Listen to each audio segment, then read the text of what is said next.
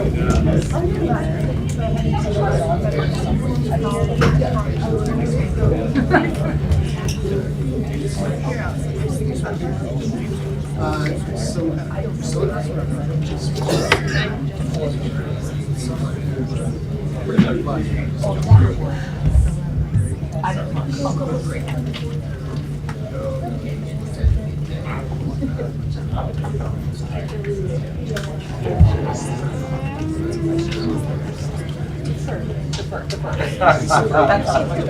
think you might have had right.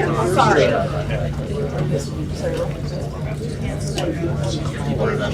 We need to do that.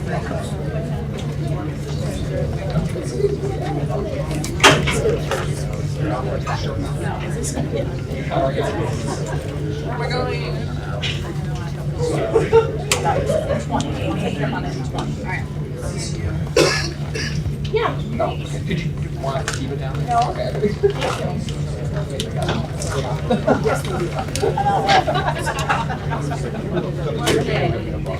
I'm like, Seems like a place we go there.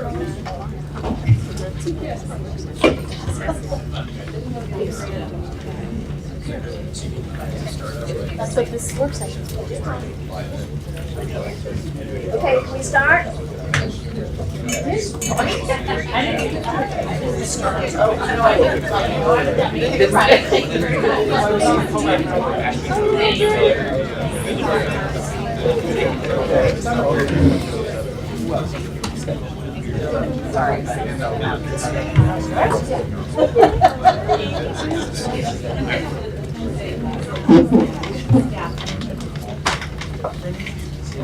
Okay.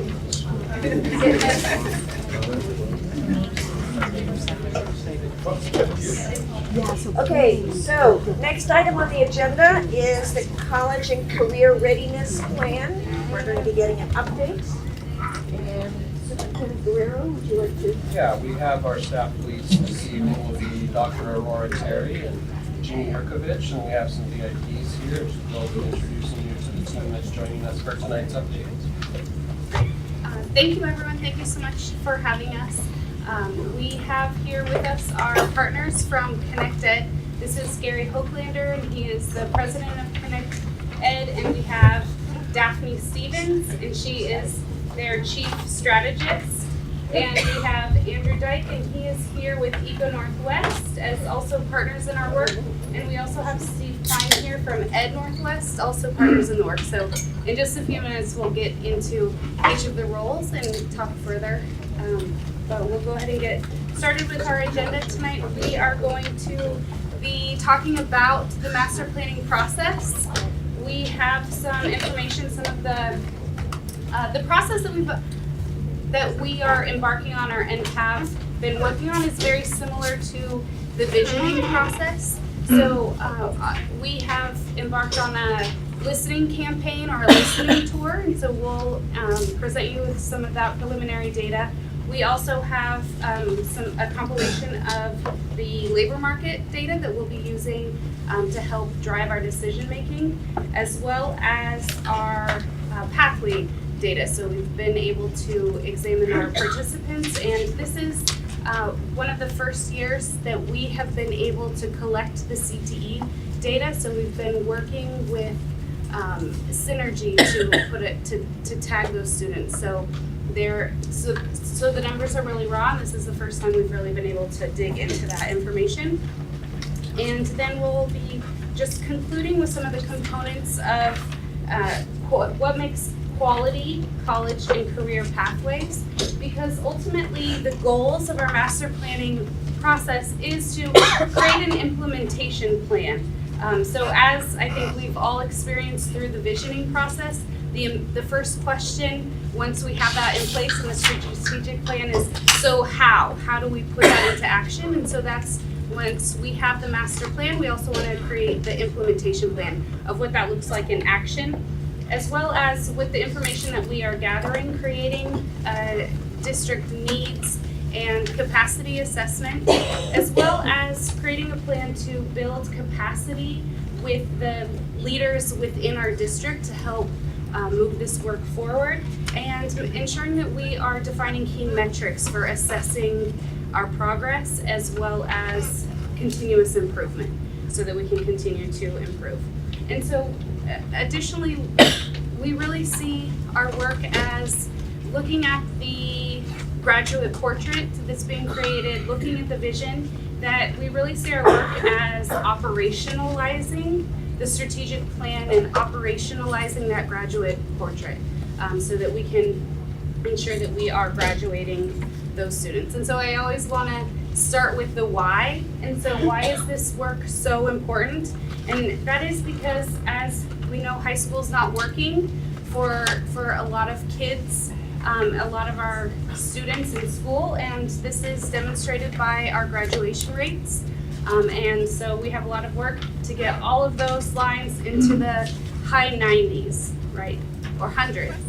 And so what we do know is that there's really compelling graduation data around students who have participated in career and technical education, and that one of the reasons career and technical education is so important for students is because it brings relevance to learning. It gives students ideas of their future, and especially when we're working with Generation Z, because that's really our clientele now. Millennials are old news.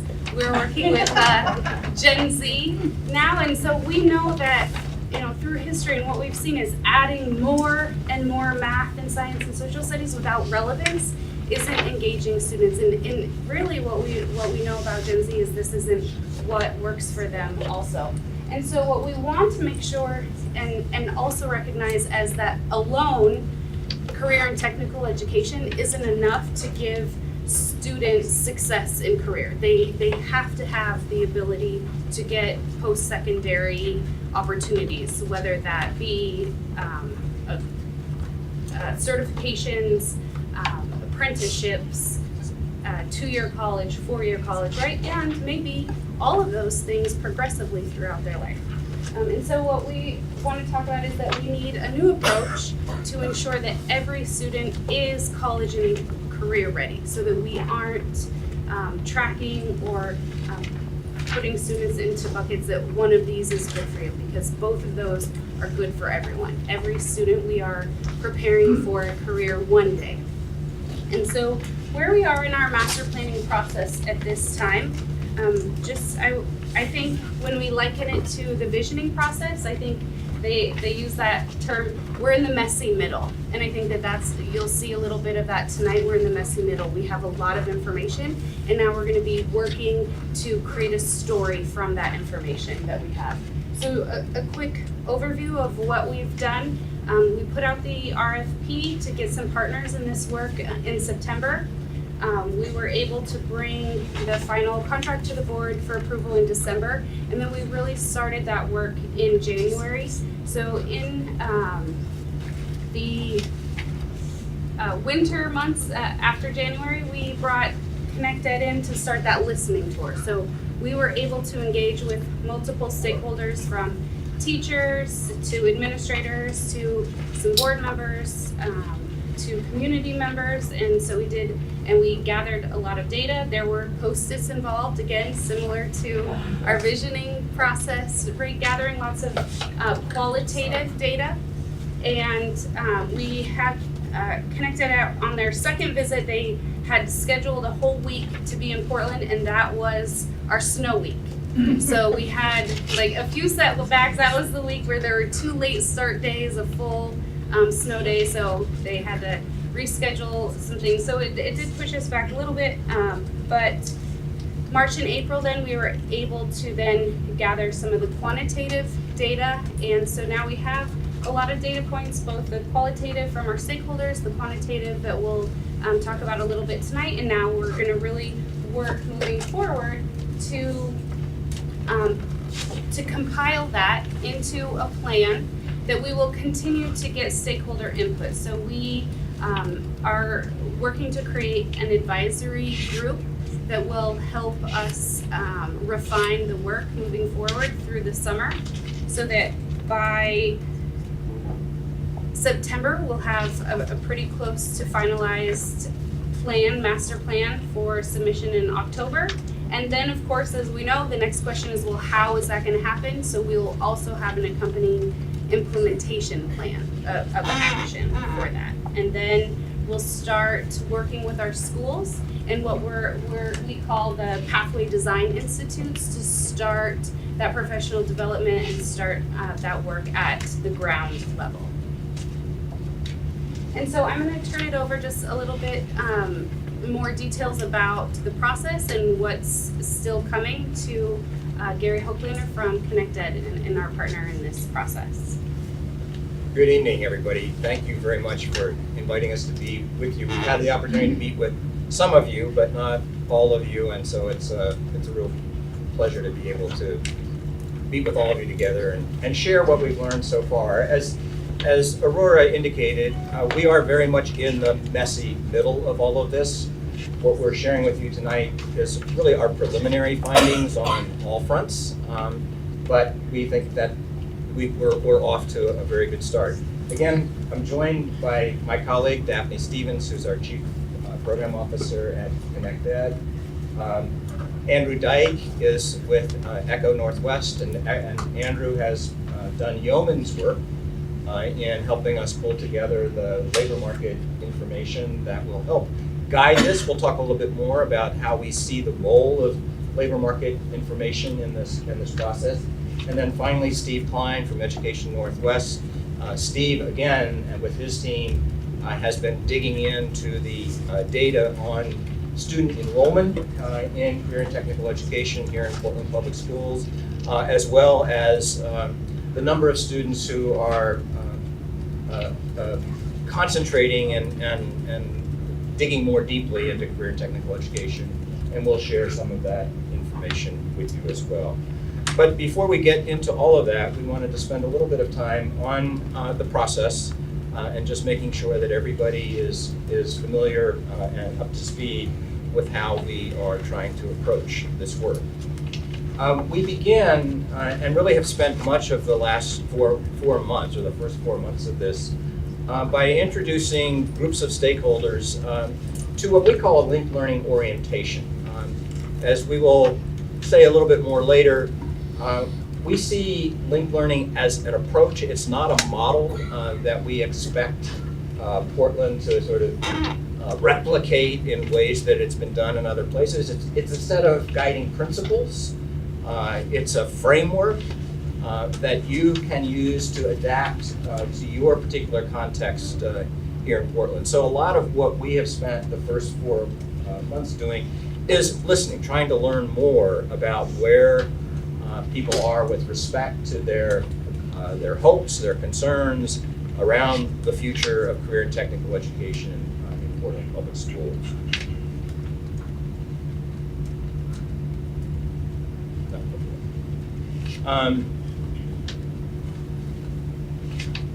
I guess one thing I want to emphasize that Aurora said, and you'll hear us come back to it repeatedly over the course of our time with you this evening, is we very much appreciate your framing this work as not just a plan for career and technical education, but one that makes career and technical education an integral part of the larger high school experience.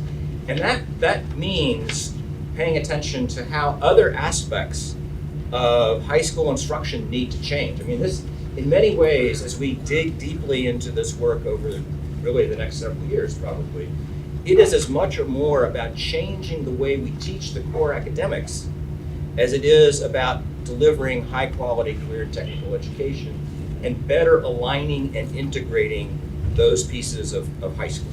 That's easy to say, it is not easy to do.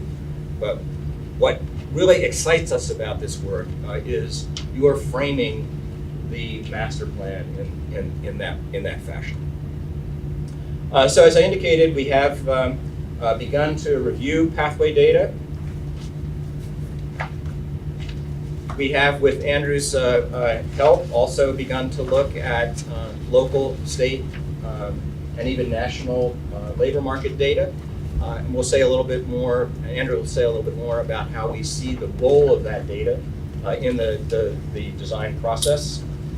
We work, the way we approach this is to work very, very closely with district leadership in co-constructing the approach to this. Again, we're not here to advocate for a particular model.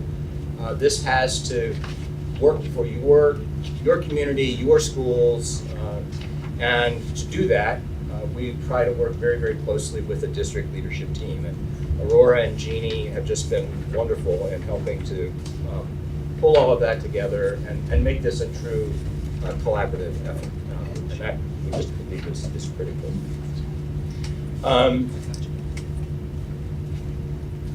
The first step in this is what we call doing a needs and capacity assessment. We're trying to map, better understand the assets that already exist in the district to support this work. We want to understand some of the challenges that are in front of us, and use that information to undergird the future plan development.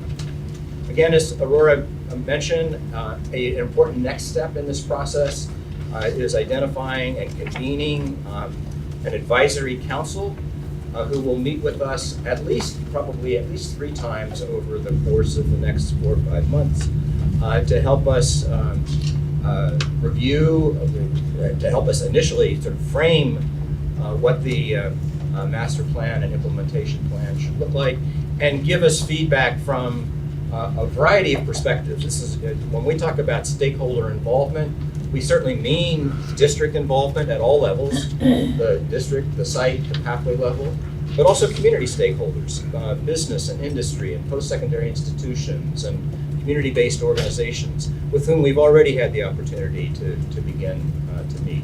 So the function of that advisory council is to provide input and feedback and ultimately review and approve the plan that we will be drafting and presenting in draft form in early fall, September or October.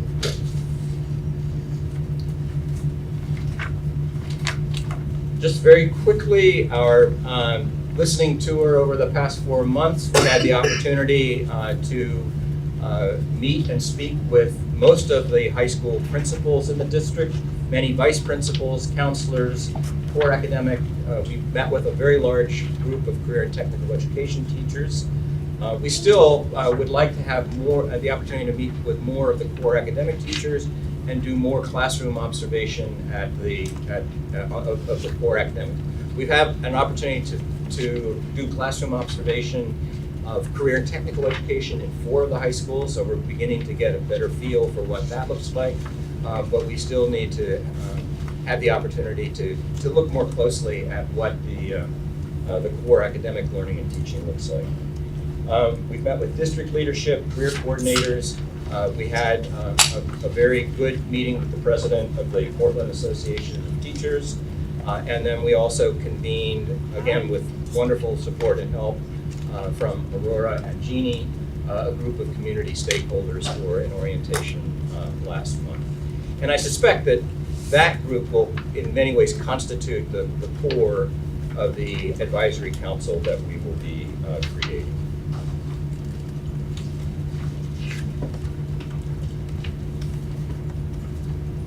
One of the driving principles of our approach to this work is to make sure that when we are helping to design a system of college and career pathways, that design process is first and foremost driven by what it is we want students to know and be able to do when they leave high school.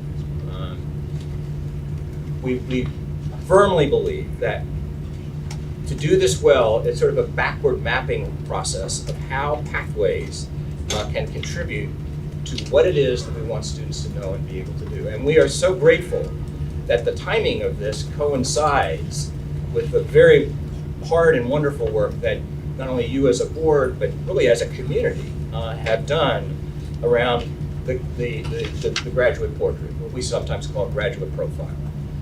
We know that it's not final yet. We understand that, and it may be subject to change. But as we look at what has already emerged, what really strikes us about the qualities that the community is asking of its young people, these are qualities that really, in order to realize them, depend on many more opportunities for multidisciplinary learning, project-based learning, the opportunity to work in teams, collaborate. So that's not to, for one moment, undervalue the traditional disciplines of math, science, English, social studies. Those are critically important.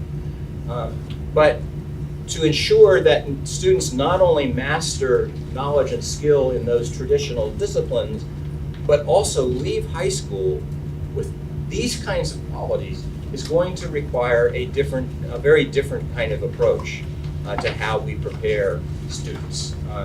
And we believe that this opportunity to design a system of college and career pathways, as Aurora said, is really the how we achieve the what that has already been so beautifully developed and forwarded. It's rare that we can start this process with a district that has done this much upfront work to guide the basic design of college and career pathways. So hats off to you, and thank you for making our job at least a little bit easier. With that, I want to turn this over to my colleague, Daphne Stevens, who, along with me and several other people at ConnectEd, has been leading the listening tour and needs and capacity assessment that has been underway. So, all right, so Daphne. Thank you. Thank you, guys. It's great to be here with you this evening. So I want to first start out by placing us in the readiness assessment process. Our process really includes a number of different activities. We engage in the readiness assessment so that we can take a close look at what the College and Career Readiness Program has in place at the moment, evaluate it against standards so that we can determine challenges, strengths, and design a very customized plan to move the work forward that's built on the foundation that's already in place. So our readiness activities include school site and classroom observations, a review of the College and Career Readiness Department's history, presenting an orientation to all stakeholders around the quality indicators in this work. And we do that by showing them visions of the work in place at different school sites and talking through the guiding principles. And then we engage in a listening campaign. So once we provide this orientation, then we ask for people's responses to the things that they've seen, the quality indicators, so we can get a better sense of how practitioners feel about the work and about moving forward on it. And we'll go into that in one moment. We also, I want to be clear to share with you, we also engage in quantitative assessment analysis, and you'll see that with the data review. And we engage in a leadership capacity check to see, are there people here in the district able and willing to move this work forward and take ownership of it? The criteria when we do these activities include, are all the 5 rungs of the system engaged? The 5 rungs are community, district leadership, site leadership, pathway and academies, and then classroom level work. We want to look to see if all of the people in each of those rungs are operating towards what we believe are quality indicators, and actually what SRI and other external evaluators have named as quality indicators in their focus areas. And we're looking to see if the 4 core components, again, which we'll go into further detail on, are alive in the pathways. So in the listening campaign, we asked people to respond to the vision, the criteria we showed them, in terms of what are their hopes in relation to this, what are their concerns, what strengths are there that can be built on, and what supports are needed as we move forward, and what are the things that they would like for us to make sure we're paying attention to and taking into consideration. For the hopes that we heard, the major categories, the feedback fell into several major categories. There was a hope for staff collaboration, a hope that student learning would now be relevant and would increase achievement. There was a hope for staff professional development. There was a hope for cross-system transformation. And the cross-system transformation really showed up looking like, I hope this doesn't just address high school needs. I hope this gets down to the level of middle school. I hope this gets down to the level of elementary school. You have a wonderful alumni here, Benson alumni, and a lot of people let us know what their experience had been like when they went to Benson, and what their experience had been like around college and career readiness at the middle school level, or in earlier days. And so there was really a push to take this work, not just engage with it at the high school level, but take it all the way down to elementary school, all right? In terms of cross-system transformation, there was also a request to really make sure that this wasn't work that was just happening to teachers, but it was work that was happening at multiple levels in the system. So there were lots of questions about how will the district engage in this work?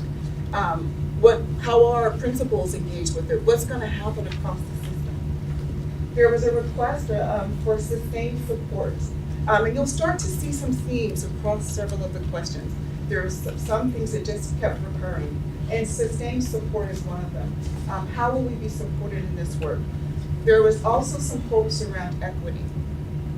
The way that equity was described by some of the participants in the listening campaign, we're really concerned about access. Will all students across the district be able to engage in this work? There were some concerns around will opportunities be limited to certain neighborhoods or certain individuals, or will it be open? And what will that look like as the work moves forward? Some of the concerns, of the major categories of concerns, were around alignment with other district priorities and initiatives. And I have to say that we've done this work with districts across the country, and this is normal. This is normal. Many districts and many people are engaged in initiative overload. And so what people want to know is, how can you bring this all together? How can you make this all make sense for me? And so we've certainly heard that here, a concern about alignment. There was a concern about ongoing funding and support. Again, a regular concern across districts. How is this going to be funded? What kind of supports are going to be put in place for us to move forward? There was a concern about planning, and you'll see this pop up again. There was a concern that there would be rush to engage the work, rush to move forward, without having put in place thoughtful strategic plans, without having engaged with everyone to know the information needed to move forward in a really strategic way. There was a concern that there would not be processes that allowed for staff and community buy-in and engagement. There was a concern that the district would not learn from the past and would repeat past mistakes. So a lot of people mentioned small learning community work that had taken place in the past, and some of the challenges that were there, and some of their hopes around how the work would be engaged moving forward differently. There was a concern about being able to have enough time to really take this work up. This is one of my favorite sections. People talked about strengths to build on in the district. And I have to say, this is not usual. This is something we don't see across districts all across the country. The number of strengths that there are to build on in this district are just really incredible, and really make us have a strong sense of the potential of the work here. Overwhelmingly, people said there are willing stakeholders here. There is a strong CTE commitment, history and infrastructure. I can't tell you how many times I was told that Vincent has been doing this work for 100 years. 100 years. We have some things to teach you, which we love to hear, all right? There's depth of staff experience, not only at the classroom level, but also at the district level. A number of people said we've got a strong college and career readiness district department, which is also unusual that people praise their bosses that much, when they're anonymously. There was also notably a mention of alignment with need. And what that looked like was alignment with industry needs. So there was also mention of a lot of Benson and other graduates now work locally and want to be able to engage people at schools because they were supported and engaged when they were in schools. So there's a lot of alignment with industry need and industry desire to connect with schools. There was a lot of alignment in terms of the graduate portrait that's being developed. And also I have to say, which is also very unusual and great to see, that not only are you developing a graduate portrait, but you're developing an educator portrait. And you're calling for shifts in how you view education. And that is also in alignment with the things that people are requesting in the work and the kind of goals that we can help you meet by engaging in this work. And also there was a lot of alignment with me, they felt like, with student desires. The support needed. So again, people ask for professional development, that they're not just thrown into this work cold, that they're supported with professional development, and respectful professional development that builds on strengths and acknowledges expertise. That again, planning, that we really thoughtfully engage this work, don't rush to jump into it, that we actually give it the possibility of success by being strategic in the planning. Interestingly, I don't think, I certainly haven't seen this before, although I longed for people to say it, I haven't seen it before. People actually ask for, in overwhelming numbers, collaboration, more transparent and clear communication. They said that a culture shift was required in the district that would allow for these things, which I thought was very thoughtful and wonderful to see pop up again and again and again in the feedback. And again, they asked for alignment support. So in the last category, we asked people, what are important points that we need to consider as we move forward in this work? You tell us, you're the experts in your context. You are the practitioners that will move this work forward. What do you want to make sure we know? Categories of feedback we got are here. One is a request, a wish. Teachers need to feel valued and supported. And two are concerns.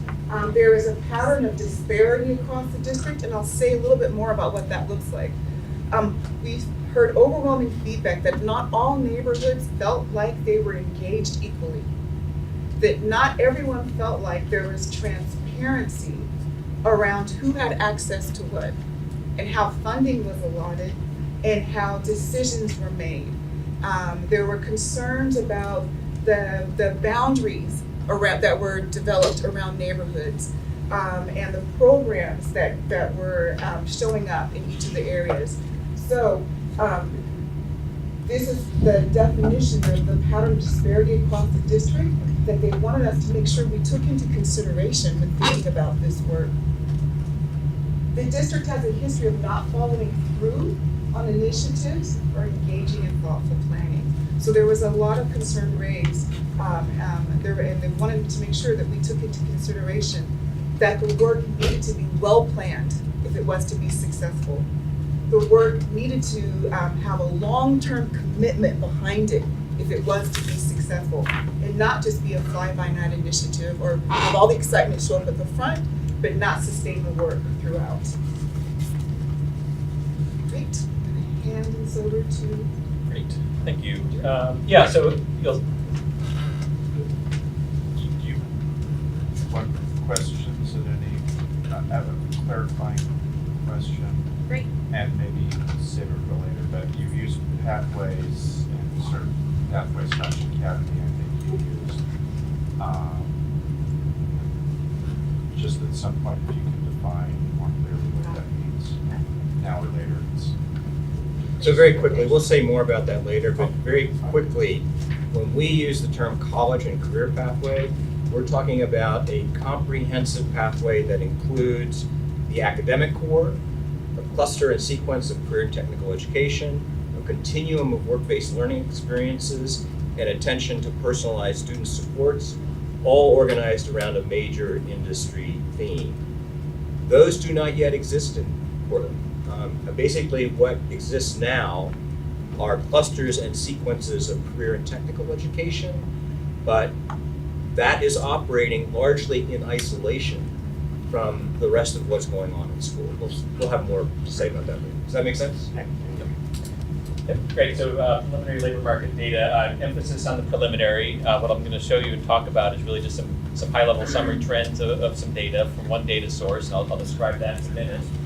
But I do want to spend a minute also talking about the purposes that Gary mentioned, just a couple of points on the use of these data, because it's not the end of the story. The goal is not to develop a pipeline that feeds our guests about all of the employers that are out there.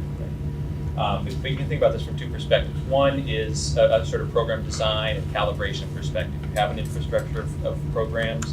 You're thinking about adding some new programs. Labor market information can help you think about, is there an employer base out there to partner with? Is it going to expand? We have a stable industry. What kind of jobs are those industries providing? How relevant are the skills we have in our current programs to the labor market we expect for the future? So that's sort of one perspective. And if you take it from the other perspective as well, there's also sort of an outward-facing component to the labor market information. It can become a communications tool. Think about the relevance of a specific program. If we can say, this program leads to a lot of jobs that are high wage, you're pretty likely to have long-term success if you go down this pathway. That's another purpose for these information. But again, it's not determinative. It does not tell you the best programs for your, a school or a community or an area. There's a lot of factors obviously involved there. What's your definition of high wage? I'll get to that. Okay. Yep. Well, in a few slides, we'll get there. So the data source is just occupational projections produced by the Oregon Employment Department. You get similar projections in every state. We can look over to Vancouver because that's part of the local labor market. We can look nationally, et cetera, with some variations. They're 10-year projections. What we're going to be looking at is data that projects from 2017 to 2027. They're always a little out of date. These projections were published in 2018. Here we are in 2019. The world has changed. We're seeing slowing employment growth. But the point of these information is not the most accurate forecast as of now into the future. It's really to provide guidance, some general understanding of the relative magnitudes of which industries are growing, which are shrinking, which are stable, where are they growing, within a state, which occupations within those industries are growing or not, which are high wage, and so on. So again, not supposed to be a precise forecast. None of the specific numbers are going to be correct. There's a lot of things we don't know about the future, but it gives us a sense of, generally speaking, if we have an information technology program, what kinds of occupations do we think are going to be out there? How many jobs do we think about will be out there? So first slide, one other point, there are a lot of numbers on these slides. There are a lot more numbers in the meeting materials. We can talk about any of them, but I see this more as just sort of introducing some of the high-level dimensions of the data that we will be thinking about, that you should be thinking about in terms of sort of program development and calibration. So as of 2017, the Tri-County metro area, Multnomah County, Washington County, Clackamas County, employment of very close to 1 million people. The Employment Department's projection for 2027 is an additional 200,000 employees, so growing to about 1.2. Behind that, there's a lot of churn in the labor market, and we'll see this in the next slide. Throughout this 10-year period, there's a projection of about 1.3 million job openings, or about 130,000, 131,000 openings per year. So it's not just the jobs, people retire, people move in and out of jobs.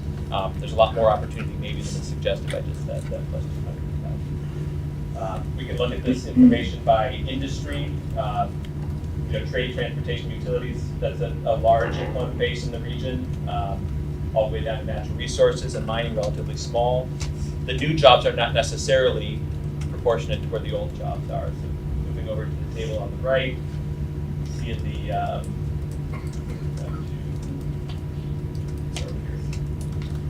private education, health, most of that's healthcare. The most rapidly growing industry of these high-level industries is in healthcare.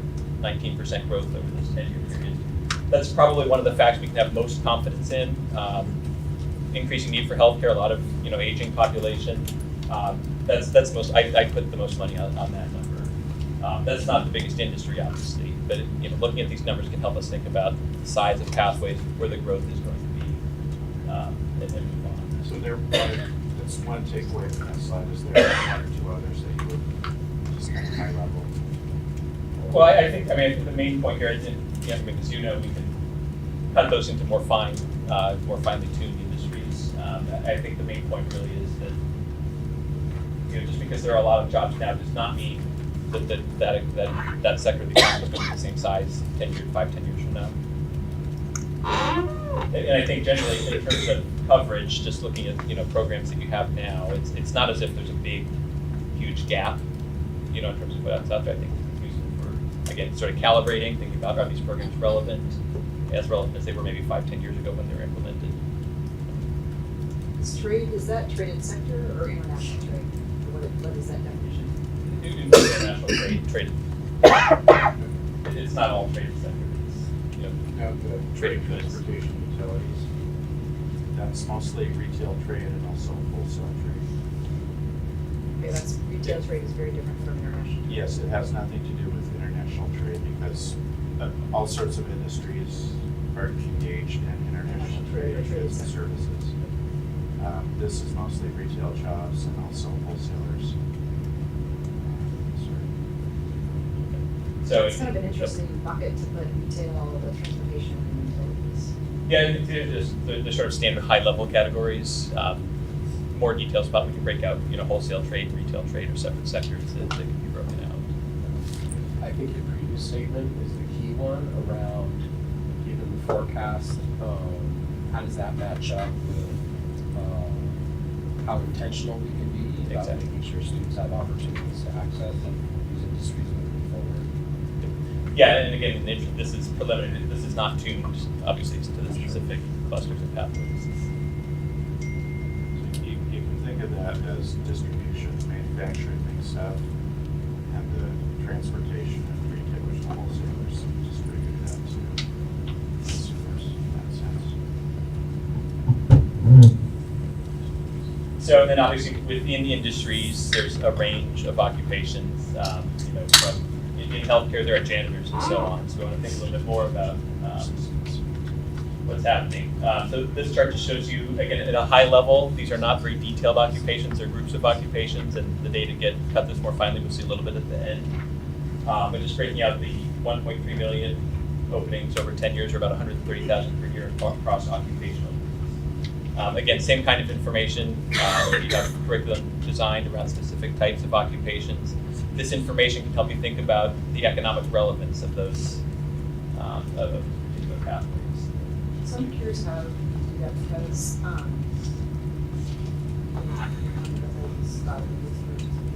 here, but when I look at the where there's the most openings, generally just from markets, those are lower wage jobs, and actually you want to be you actually probably want to have more openings in that area, and instead of trying to create graduates who are going to fill into those Yep. lower wage ones, it's actually the higher group.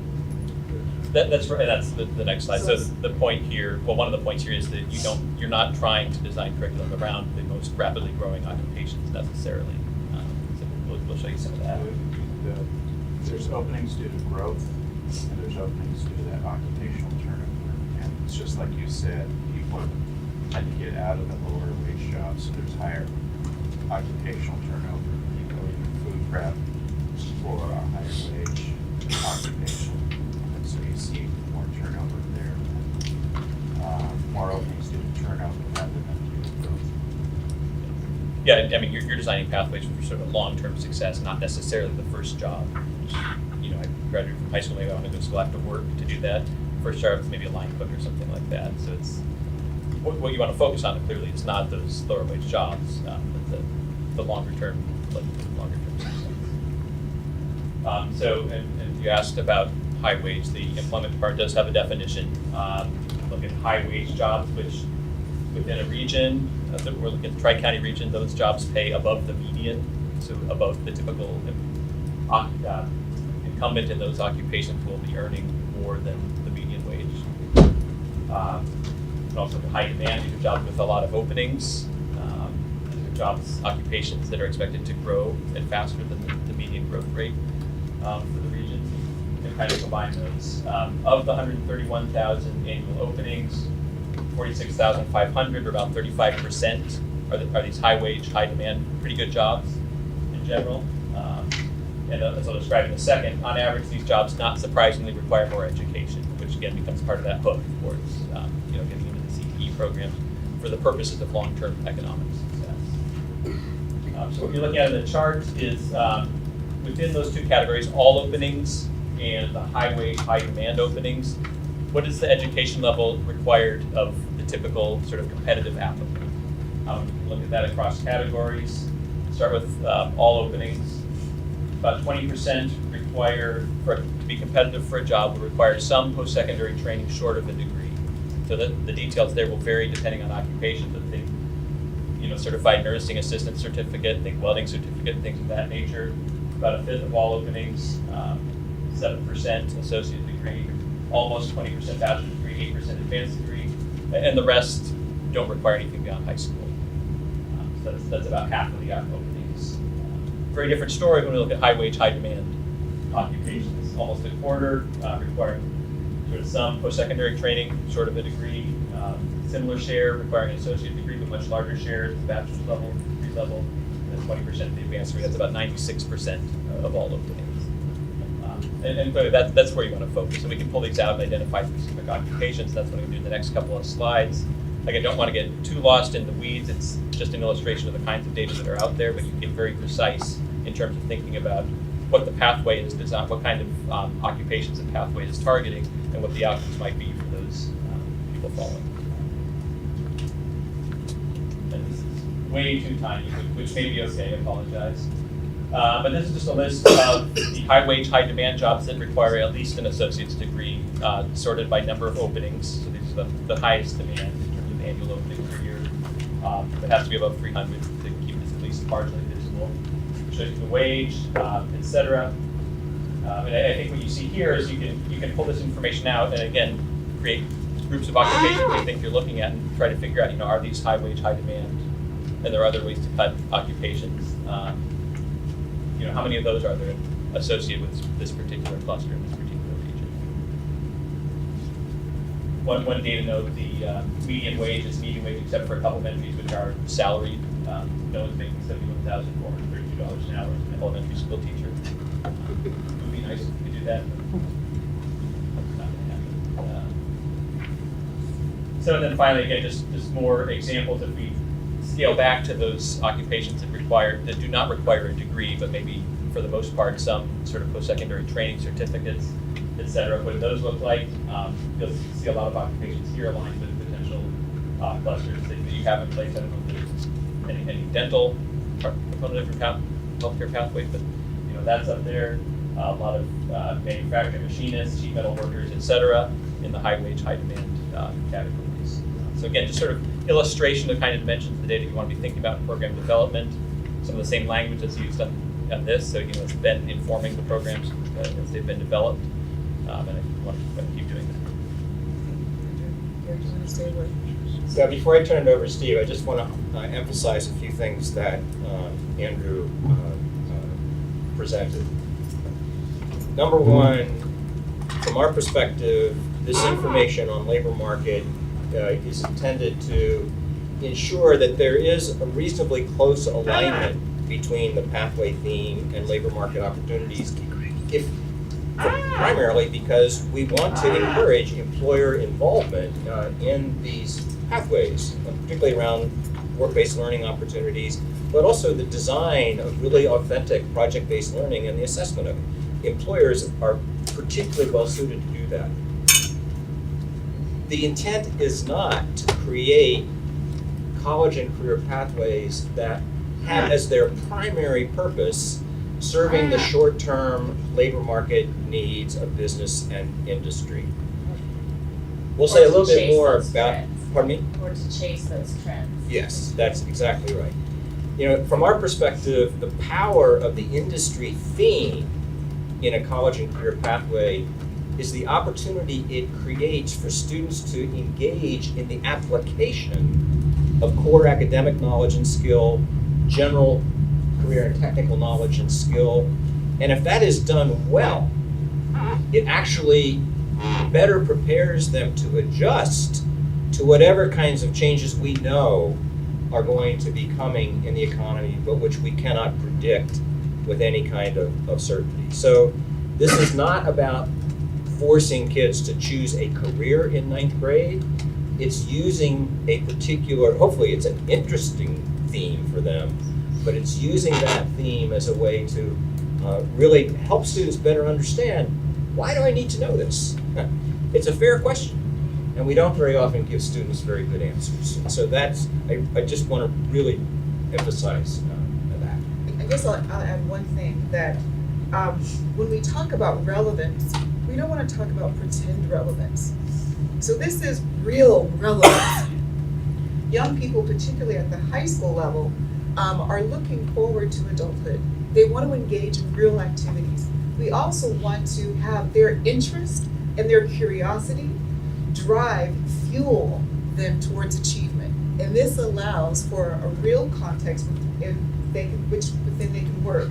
It allows for their personal interests and their personal skills to align with the relevant industry theme that also helps to make the work real and practical for them. And it's the number one thing that increases engagement. So with that, let's transition to what are some of the high-level patterns of enrollment in the current career technical education So just programs. one comment before we Yeah, leave sorry. the more economic slides. For our community, I think it would be useful to maybe use the definition of high wage, because I don't think, some of those professions you have listed as high wage, my sense is most people would, that's not what they would consider high wage, they may consider it like slightly above average. And so I think using an economic term probably is not going to be the same definition that we would use sort of as working knowledge. So I would say high wage would be twice the median, just as a working definition versus a purely technical, what Scott would use in his regular life. But I think if people thought of high wage, they wouldn't think of it as above the median, because I don't know what the median is, but I doubt you would classify that as. Wages kind of suck. Yeah. Pardon? Yeah. Wages kind of suck, so calling Yeah, yeah. calling the median above the median high wage is the Yeah, I mean, so I think we use more of a layperson's definition, or like using the dollar or a range or something like that. Good. Better? Thank you. Got it. Yeah, they're self-sufficiency wages and that is possible to recast the data. Because I don't think above Did you the say median. self-sufficiency, does that mean that it's paid to cost of living? That would be good to see. Great, well, why don't I start? Just wanted to say, first of all, that in a previous life, I spent 10 years as a school board member at Riverdale School District 51J, just down the road. So at best, I have a fractional understanding of the time and effort that you all put in. But that said, thanks for your service. I know it's a tough job. So Portland Public Schools is in the process of redesigning its career technical education data systems. And the good news is there's a great deal of data that are in that system. There's information that allows you to look at pathway enrollment and participation at different schools by individual pathways, to be able to disaggregate, looking at grade levels, look at different thresholds of student participation. You also have the potential to be able to look at other educational data, to link other information in your data systems, as well as to begin to think about the labor market and the outcomes, post-secondary outcomes that students achieve.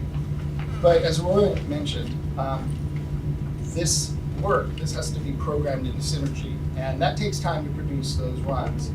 And we were asked by ConnectEd to help analyze some of the data that are in the system for data runs that were not currently programmed to be run. And so what I was going to do is share some preliminary information from that work. I want to also, as you heard before, underscore this is early data. Our goal is to identify some of the questions that should be addressed by the CTE staff and programmers, and also try to produce some of the detailed data that you will need and ConnectEd will need to do some of their work. So to look at the data, we accessed longitudinal student-level course taking data in 10 of the 11 high schools offering career, the 10 of the 11 offering career technical education pathways. We found there were 63 different pathways that are being offered across the school districts. Before I go on, a quick primer, a little CTE jargon, if you will. When we talk about students who hit different thresholds of CTE coursework, we can label them in different categories. One, an enrollee would be a student who, in the data lingo, has taken less than a half a credit. So typically that might be in a semester course, you can get a quarter credit. So you'd have to take one, in most schools, they actually offer more than one quarter credit. So that would then get us into participant. A participant's a student who's achieved 1/2 credit in a CTE program area. A concentrator would be a student who achieved 1 credit. And in most schools, that's about 2 classes.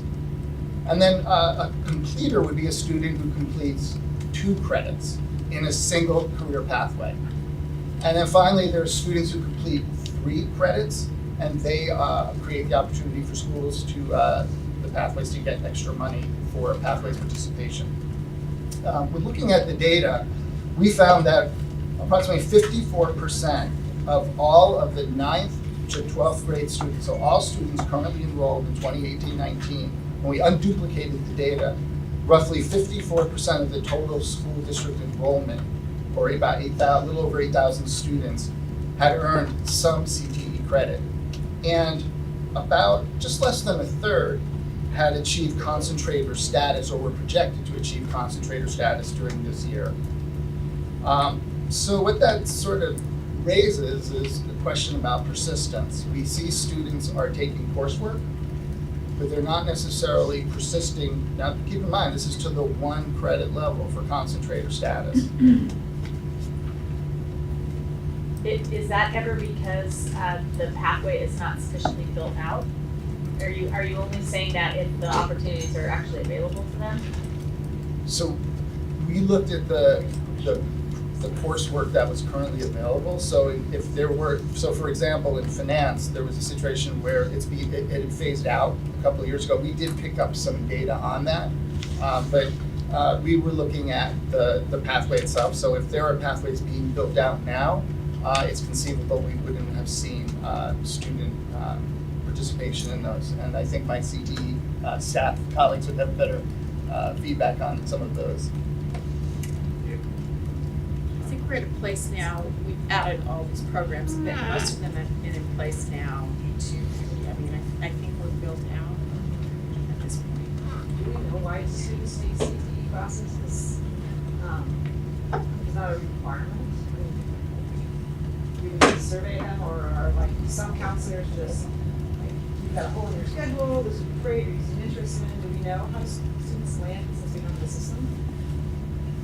So at this point, we're speculating, right? We're looking at the data and assuming that it's getting used as an elective course instead of a systemic 3-course pathway, so to speak, to use that language. So that's what we're starting to dig into right now. So the question about persistence, it may be like one year they had a space in their schedule and the next year they didn't. So it wasn't like, I wasn't interested in that, but you weren't in a space in the schedule, or it wasn't Go ahead. Oh, well, I was also going to say we've seen when we're pulling the data out that students take different principal courses. So almost like they're experimenting with a few different options. And that's captured in this slide here. So we looked at student enrollment by cluster. Now, this is to whet your appetite. We can also dig in and look at enrollment by career pathway within schools, and that's something that's down the road. But we did look at enrollment by cluster area, and one of the things you'll see if you can do math is there's a lot more students listed there than there are students who we talked about in terms of enrollment, and that's because students can take, the other number was unduplicated, so students can take coursework across different pathways, and in fact, in many cases, we see students taking coursework in 2, 3, 4 different cluster areas. So if you look at this, you can see that, and this is also getting into Andrew's point, with, for example, in health services, it was the second highest level of enrollment that we saw, and that does seem to match with some of the projections of where labor market's going, although we don't know necessarily what the curriculum is and how that connects to the occupations. We did see though, for example, in the case of arts, AB, and communication, well, 9 of the 10 schools we looked at offered that program. So perhaps it's not surprising that you see that many students there. However, in healthcare, the health services, only 4 of the 10 offered that cluster. So it does suggest that a lot of students are taking there. Then again, information technology, which is really the computer science class, it's offered in 8 of the 10 schools, and yet it was only the 4th highest. So it suggests that that is an area where fewer students, relatively speaking, are taking coursework. So we now move back to the word jargon, concentration. So participation, concentration, you can see the numbers fall off. And the reason for that is you have to take more courses, right? You have to take at least 1 credit to be considered a concentrator. What you can see here is that the pathways don't change. What changes is the number of students who are concentrating. And so what that's suggesting is that students are starting out taking a class in some of these, but they're not continuing on to concentrate, much less complete. If we were to put the completed numbers up, it would drop precipitously. So we are seeing that students are starting out, they're taking coursework, and they are staying in the pathway at least, but they're not continuing on to concentrate. I wonder if just the language could be a deterrent, because if one of the things is we're wanting to see students to like try things out to see if they like it, it almost makes it sound like a negative. If they tried something, it's like, no, that's not the right fit. So like saying, well, they didn't persist, and actually it's like, I can check that off the list, I don't wanna do that, I'm gonna try something new. So I wonder if there's a way to make it not a negative, because like why grind through something just to grind through it if you don't like it, because that seems contrary to the. I had the same thought, because in fact, we want to encourage an exploratory wheel. We expect folks who, after having tried different areas, do decide to concentrate and it helps to Yeah, make that decision. It's sometimes knowing what you don't want to do is as important, or maybe sometimes even more important than knowing what you do. So certainly not necessarily a bad thing, but something to keep in mind, and as we dig into the data a little deeper, is the number of students who go on from concentration to completion. Again, those numbers start to drop off. And so while it's fine to discover what you don't want to do, once you find something that interests you, the hope would be that you would continue on and gain more specific skills there. The other piece is what kind of pre-assessments are we doing in terms of exploration to help students kind of learn? I think my experience is that a lot of math science geeks know exactly who they are pretty early. But in some of the other pathways, or if you do that one, I like the Holland Code designation because it's student-centered. Do you know who you are and what you like to do? And so if you have that hole in your schedule, that you already have an idea or some pre-exploration to go, I want to try that out. And so there's a better chance of a match. And again, there's nothing wrong with trying something in that sense of going, yeah, that's not my cup of tea. That if you have a better chance of having a good match, you have more relevance going forward. And this conversation mirrors a lot of what we heard during the listening tour, and really, I think where we're taking this into account is as we think of the K-12 continuum, is how can we start providing opportunities earlier for students to have some exploration and some options around exploring their interests. So equity and access is important. And one of the things we did was we looked at participation in CTE based on gender. And ideally, you would expect students to be participating in career technical education generally, and within certain clusters or pathways at about the same proportion that they're represented in the student population. And here in Portland, it's roughly 50-50. It's in terms of the male-female ratio. So you might expect that you would see roughly that kind of a participation rate What we do see is that on average, it was about 37%. Females constitute about 37% of the enrollment. And in terms of some of the areas where they were participating, so the federal government, for purposes of defining a non-traditional occupation, so a non-traditional occupation would be fewer than 25% of one gender or the other. So for example, males in cosmetology are often considered non-trad for male. Females in automotive are often considered non-trad for females. An important point is there's no such thing as a non-traditional CTE program. CTE pathways are for all students. However, they do prepare students in cases for occupations that may be out of gender balance. So ideally, if you have a higher representation of, for example, females in in pathways preparing for underrepresented, non-traditional occupations, you might expect to see a change. So essentially, what we saw in engineering, the number of females involved were 19%, so that's lower than that 25% threshold. Information technology managed to just get above that, but it was about 27%. Moving along to concentrators. So enrollees, concentrators. Concentrators are students who achieve one course credit.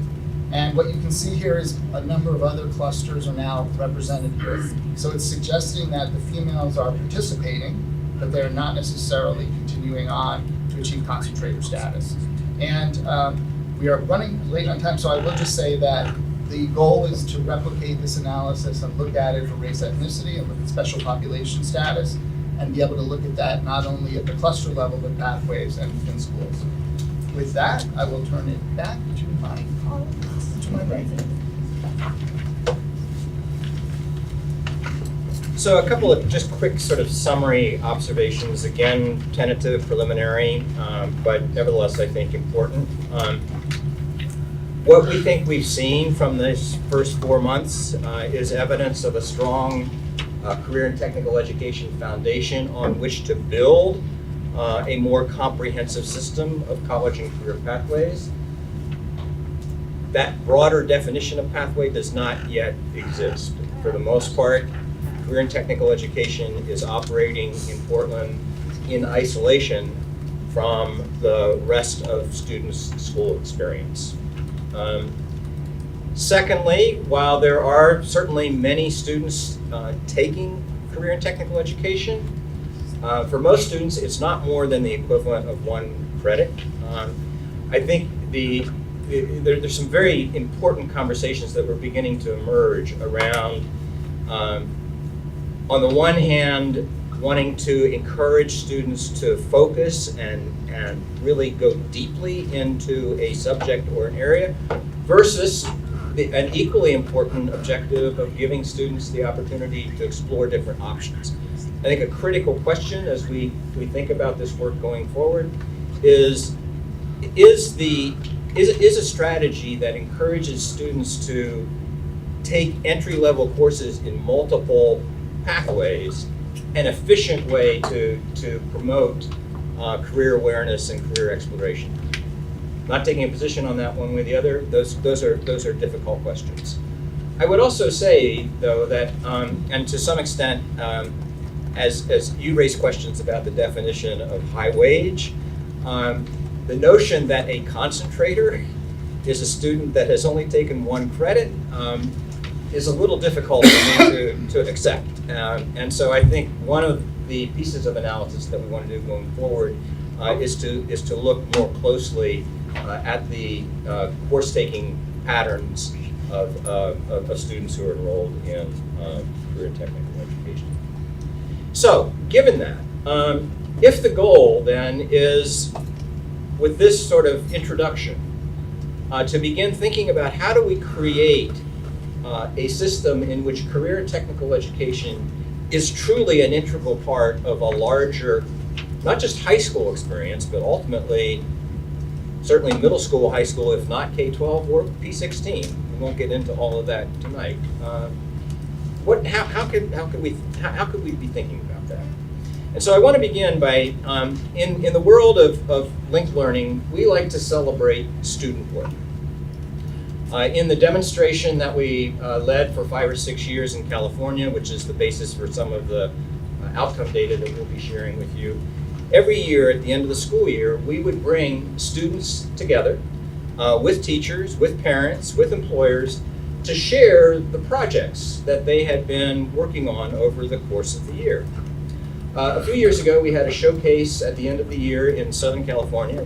Long Beach Unified hosted it.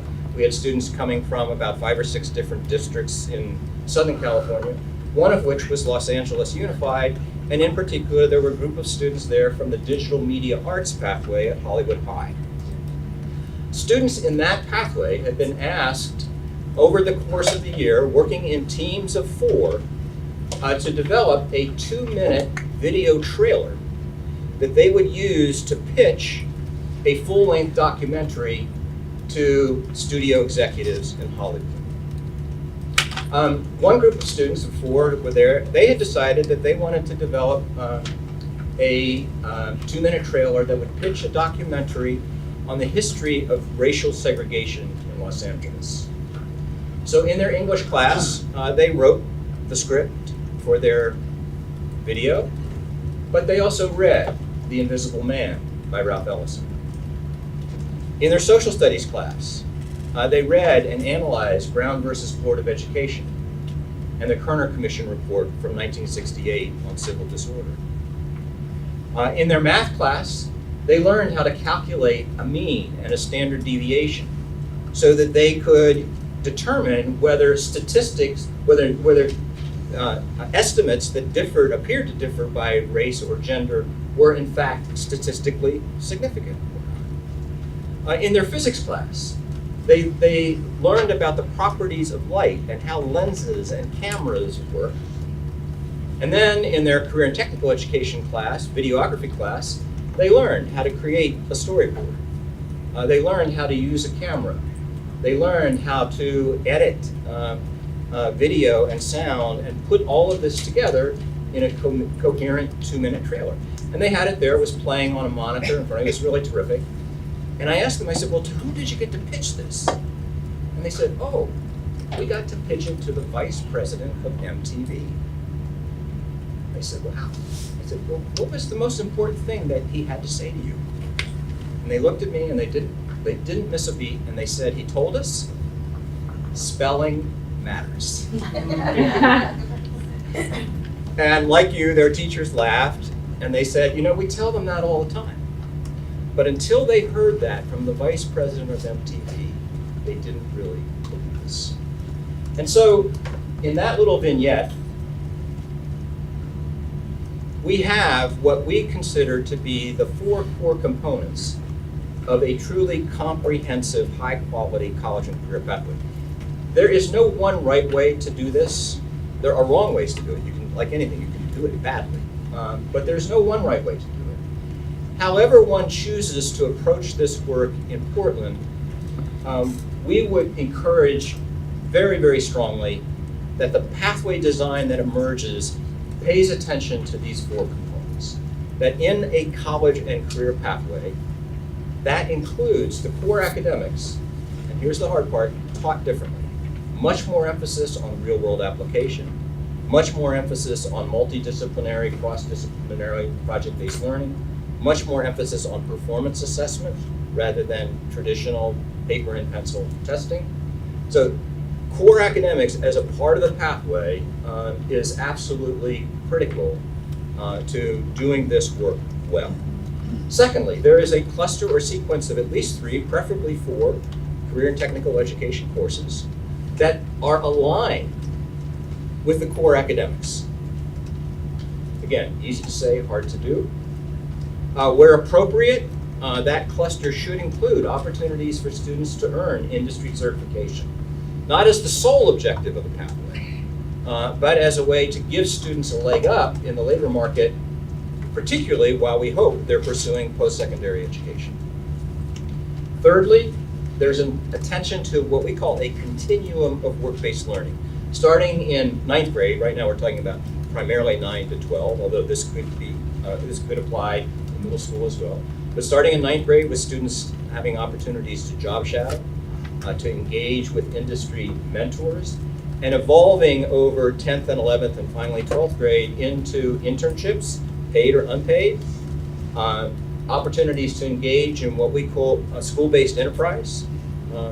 That is what we mean by a continuum of work-based learning, again, aligned with what's going on in the core academics in the career and technical education. And then finally, serious attention to personalized student supports. By that we mean attention to college and career counseling, attention to the emotional, social emotional needs of students, and from our perspective, perhaps most importantly, accelerated instruction in reading, writing, and mathematics, because we have far too many young people coming into 9th grade who in many cases are performing 2, 3, 4 years below grade level. And if we don't have a strategy for addressing that, we're setting these kids up to fail. So however you decide to approach a system of pathways, we would hope that these 4 core components would be at the center of that development strategy. Additionally, we would ask that you pay attention to these common features. As we said at the beginning, from our perspective, what we want students to know and be able to do should drive the basic design and implementation of pathways. We believe that every pathway should blend academic and career-themed course content through rigorous and relevant standards-based projects. We could spend a lot of time talking about how to do that well, but pathways provide an opportunity for a very different approach to teaching and learning that is project-based and performance success. Ideally, in our experience, we design pathways and we implement them in schools so that students learn in cohorts. What we mean by that is in their academic classes, in their English class, their math class, their social studies class, students in a health professions pathway, for example, are moving together through those academic classes because, among other things, that makes it possible for the academic teacher to really focus on creating opportunities that expose students to real-world application in those academic classes. That's a heavy lift for most academic teachers. They have not been trained in how to do that. A lot of what we will need to do to make this possible is provide professional development that builds their capacity to make those connections. Asking them to do it for one industry sector is challenging. If we ask them to do it for more than one, we're probably setting ourselves up to fail. So it's important to have that pay attention to how students can move through their academic classes in a cohort. That has lots of implications around master schedule changes. We won't get into those details. But equally important is creating common planning time for teachers so that they can jointly develop the project-based learning opportunities that are so critical to this work. So time, attention to time is really, really important. Also, however you do it, paying very close attention to how in-school pathway work is aligned with out-of-school and summer opportunities for students. I think that's self-evident. We could say more about it. Again, one of those things that's easy to say, not so easy to do. And then lastly, in pathway design, really paying attention to creating opportunities for students to engage in dual enrollment and earn college credit as part of their pathway experience. So those are some guidelines to keep in mind as we think about, well, how do we create a system of college and career pathways that really works for Portland and the individual high schools that will be part of this process. You have in your materials this document. I'm not going to spend a lot of time on it now. It is, from our perspective, a very, very good example of what a comprehensive college and career pathway looks like. On the back of the two-pager, you'll see what the program of study looks like at this particular high school. the attention that they have paid to making sure that, in this case, the health professions themed high school, that the English classes really emphasize application in the medical field. That the same is true in history and social studies. Even foreign language, by 11th grade, the emphasis is on medical terminology in Spanish. So what I also love about this particular document is that it does pay attention to the related occupations, a selective sort of sampling of what some of the occupational opportunities are. It describes in much more detail their work-based learning continuum, and it lists their partners in trying to do this work. And it's really interesting to look at the number of industry, post-secondary community partners that they believe are critical to creating a really rich opportunity for young people. So I leave that with you to study at your leisure. I want to thank you all for this presentation, long awaited, and it means a lot to me, and I need to get to the second half of my son's state playoff game. Okay. Come back to our budget Before you conversation. leave, Good luck. please extend an unofficial congratulations on Thank your you. re-election.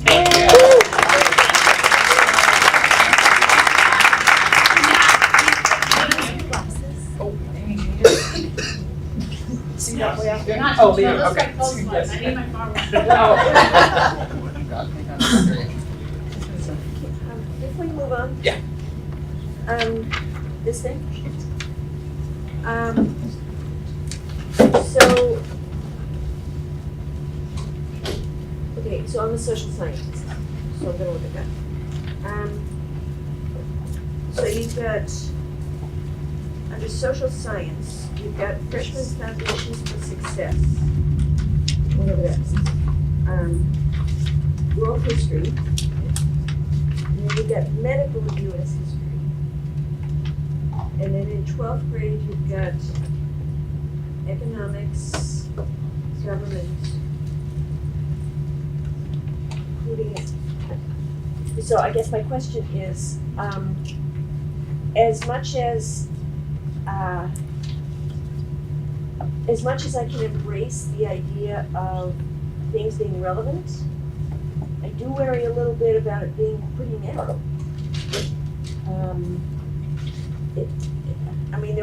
There are lots of things in history and government and economics that they're not going to hear about. Right, so it's a great question. So let me be clear.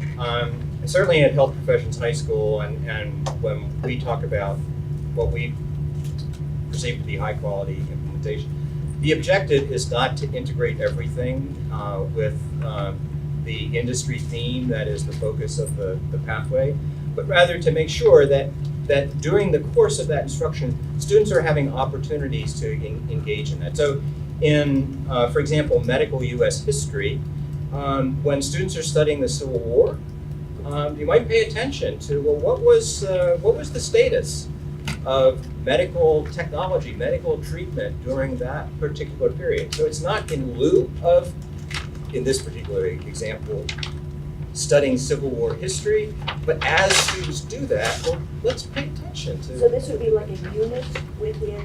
Could be. I mean, there are any number of different ways that teachers might approach this. But I want to be very, very clear. This is not in lieu of teachers ignoring the curriculum standards that have been established by the district or the state. It's rather, this is a strategy for helping students better understand those standards, and not in everything that they do. That's not the intent. Yeah, I had the same question when we visited Salem's program a year ago, and the students in, I can't remember the program, were all, their English seemed to be entirely in a technical writing kind of a thing. The same question popped up, so you're not reading, Right, so that's why in the example that I gave you from Digital Media Arts in Hollywood High, yes, okay, so in their English class they were writing the script, but they're also reading The Invisible Man.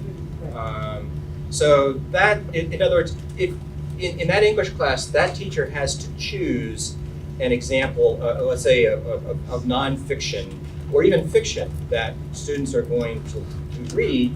Well, choose something that is connected to the industry, the theme of that pathway. So it's not saying do technical writing in lieu of reading really challenging literature.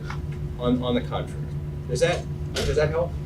Okay, it's a really, really important issue, no doubt about it. Okay, so I'm sorry. The cohort emphasis that you landed on at the end would seem to emphasize, help students identify more accurately what they're interested in early on. That's correct. Because if kids are going like this, your cohort gets pretty small. That's right. So, yeah. This is hard work. I mean, this is a big shift for districts to make, for district leaders to make, for school leaders to make, for teachers to make, for students to make. It's a big shift. And so if we're going to go down this path, no pun intended, we better have some evidence that it's working. And so what I want to share with you very, very briefly are some high-level findings from a 7-year evaluation of a college and career pathway initiative demonstration project in California that ConnectEd had the honor of helping to lead and manage with very, very strong support from the James Irvine Foundation. 10 large districts in California, places like Long Beach and Los Angeles and Oakland. The evaluation was conducted by SRI International, completely independently of the implementation and design. And here's what they found.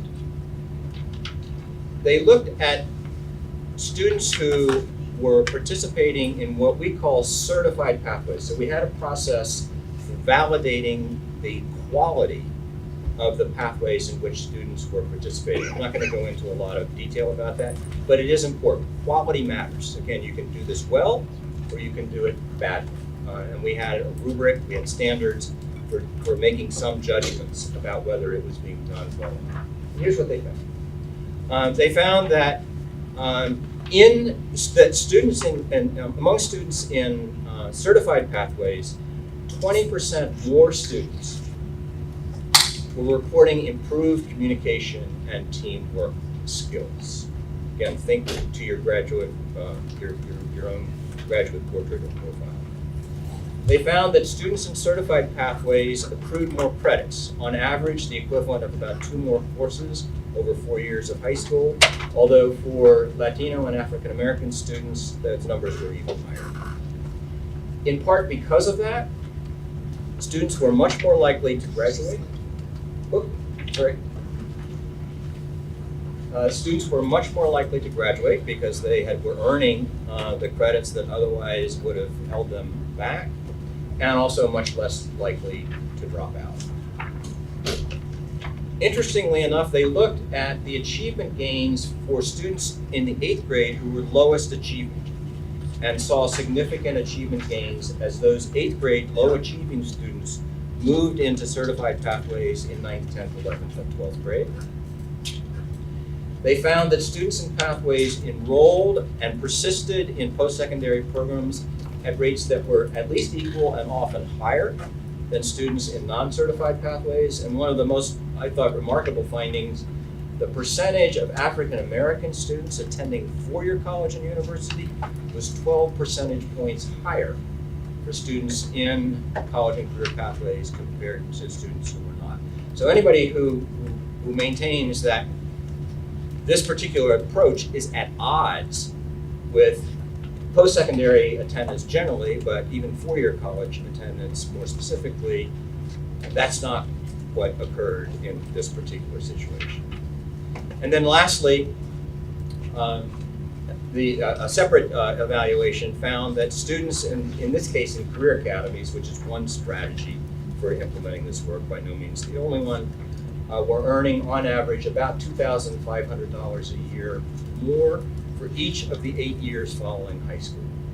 That's equivalent to the salary bump that we would normally see, Andrew's the expert on this, with respect to earning an associate's degree. Really powerful impact from this work. So happy to share with you the larger evaluation. As I say, it was a 7-year longitudinal study. There are reports in each of the 7 years. Happy to make sure you have access. Yes, Is that a control group or? Yes. So, yes, Or so, self-select? right. So the basic research strategy was sort of quasi-experimental. So there were representative groups of students in certified pathways that were compared to similar peers in non-certified pathways or none at all. You know, obviously we would have preferred to do a random assignment. That's almost impossible to do with this kind of a district-wide strategy. So it was basically quasi-experimental. Wondering, do you have, so you've got a framework around what CTE classes that you need. And you have it married with like core academic classes that are relevant. Is there a point of view on students needing to have demonstrate mastery in their core academic subjects as well? Absolutely. So, And so how do you benchmark that? Because yeah, no, great question. most of the data we're getting is just general like credit versus did you master the Right. academic? So in at least 2 different ways. So this demonstration occurred in California. And in California, the California State University system and the University of California have what they call A to G admissions qualification course requirements. So students have to have taken 4 years of English with C or better. I think it's, I forget whether it's 3 or 4 years of mathematics, 4 years of science, 4 years of social studies, 2 years of world language, et cetera, et cetera. To be eligible for admission to UC. And so one thing that we did throughout this was to track the A to G credits that students were acquiring. And we also saw, again, higher, more credits being earned in the A to G subjects in certified pathways than in non-certified pathways. Ideally, we would have loved to be able to, over the 7 years, to marry that to our state-based achievement tests. Because of the shift from the previous assessment system to Smarter Balance in California, the state suspended state testing for the last 2 years of the evaluation. So we did have achievement data for the first 3, we didn't for the last 5. That would have been the ideal situation. But, so those two indicators are pretty good, pretty good. Many of the same core districts adopted UC eligibility requirements as their graduation requirements. That's right. Not only did they raise graduation requirements, but the graduation outcomes Yeah. as well. That's correct. So just let me do a quick summary of, I think, some key considerations that we want to make sure that we keep in place as we move this work forward and get more deeply into, what could the actual design of a system of comprehensive college and career pathways look like? Number one, to repeat, we are very fortunate to have a strong foundation of career and technical education on which to build the work. The critical objective there is making that a much more integral part of the larger high school experience. We have an opportunity, I think, as we design these pathways, to think more carefully about the pros and cons of encouraging students to go deeper into the career and technical education courses that are being offered. Again, right now, the overwhelming majority of students are only taking the equivalent of 1 year-long course. But that has pluses and minuses. I mean, we need to think that through. Thirdly, this work absolutely has to promote equity throughout the district. I mean, as Daphne indicated, we heard very, very strong expressions about the concerns around what people perceive, rightly or wrongly, as inequitable access, rightly. I'm trying to stay neutral, but I think the important thing, those perceptions are very, very strong and were strongly expressed to us. And we have to ensure that as we approach this work, that all students have access to high-quality college and career pathway opportunities. So I actually think it's more than that because you can provide access, but that's why I asked the earlier question, do we know why students Yeah. are actually enrolled in classes? Because just providing access, like we provide access to AP classes, and that doesn't mean that students take them, because they're capable. And so being, I guess, I don't say aggressive, but counseling, that having a counselor is really share the values and not kind of fuss about, well, they just chose not to take those classes versus Yeah. that being part of how we counsel students. Yes. Help them be successful. I could not agree more. Absolutely. Fourthly, I think from our the time that we got to spend with a wide range of stakeholders, there is really strong enthusiasm for engaging in this work, particularly in a much more systemic and comprehensive way. And I think the trick is going to be, how do we capitalize on that enthusiasm? How do we assure people that Portland as a community, you as a board, the district as a district is prepared to engage in a long-term commitment to this work? This is not something that gets done in 1 or 2 years. This is probably at least a 4 or 5 year commitment, if not longer, to begin to really see the benefits of this work. And then lastly, again, as Andrew, I think, said so well, in order for students to succeed in not just the economy of the future, but the economy of today, they are going to need some level of post-secondary education. Not all students can or want to participate in four-year college and university. When we talk about college and career, we mean college broadly. We do mean four-year college, but we mean two-year community college, we mean apprenticeship where that's appropriate. And it's absolutely critical that we design pathways that enable students to graduate from high school ready to succeed in further education and career, both no longer one or the other. And I think that is the opportunity that is in front of all of us. It's the challenge that's in front of all of us.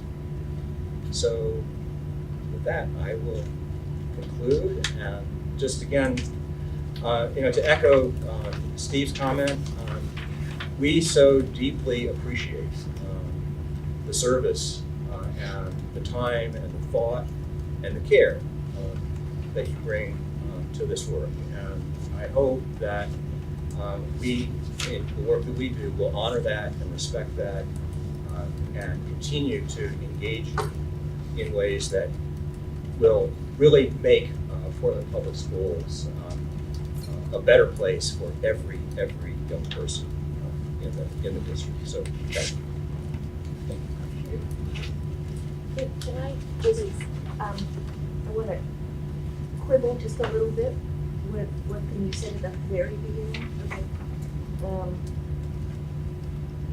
You mentioned that we're talking about Generation Z and, they're demanding relevance. And here's my quibble. I'm old. I am totally not Generation Z. I don't have an alphabet attached to my generation. I'm that old. And I vividly remember. BB, sorry. I vividly remember complaining at great volume that things needed to be relevant, and they were totally not. So this is not a new thing. I think what's new is that anybody cares. That's the only thing that is different. I think what's also changed is decades past. I think kids have always wanted, secondary students have always wanted engagement. It's just they weren't unaccounted for because we weren't tracking them. So kids of color, sped kids, Because no EL one cared. kids, they weren't graduating. Especially true with students with Well, the other disabilities. thing is, you could get in Oregon, you could get a high-paying job Yeah. right out of high school. That's true. In a whole variety of number of different industries. It's just less true today Yep. as well. Things have changed. So Aurora, thanks for the updated matrix. This is about as clear a visual as we've seen. I noticed on the back, but where we were as compared to where we are. So now we've got a lot of of time talking about where we want to go. I think this is great. It's really good. One, just commentary when I think I said, no, this is the athletic and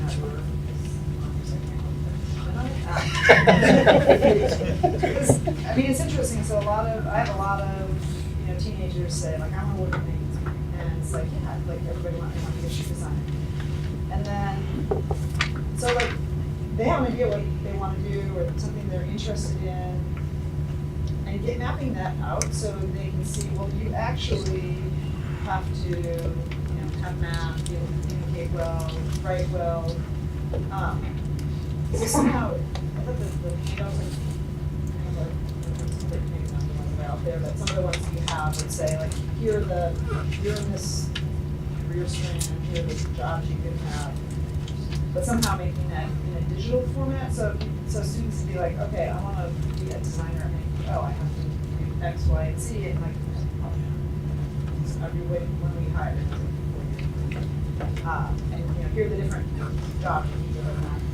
So having translated into what they're thinking they want, what their trajectory through high school and then community college or college is, but doing it in a format in which they're not being productive.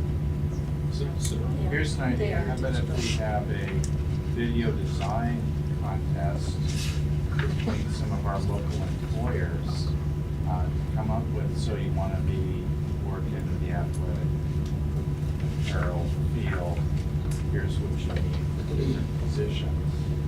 And then we can see which one of the companies has the mustard and gets their logo. Sorry. And students could design it. Well, Right. so, yeah, I mean, you could, the arts is visual arts. Those are in digital form, we just print them. And we also read today, our team, that Generation Z spends approximately 4 hours a day on YouTube. So maybe we need to start tapping into that also. Yes, they're one of the people who are making money on YouTube. I'm in Generation B.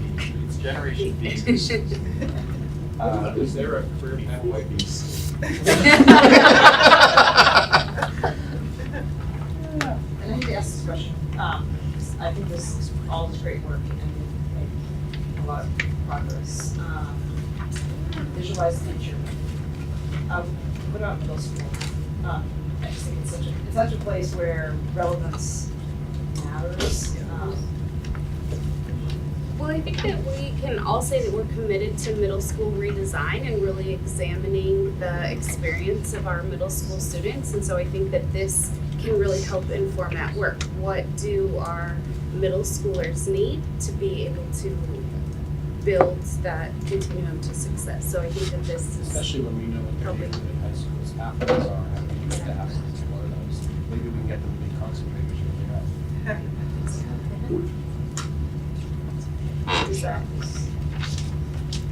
I mean, I can get, so 3 some. days just seems so like. Right, you're right. So right now, at the 9th grade, we have the college and career exploration course that our 9th grade students participate in. I think it's a great idea for us to look at something like that at the 8th grade. What are our high schools offering? What are different paths? What are career opportunities? Also, many of our, well, I won't say many.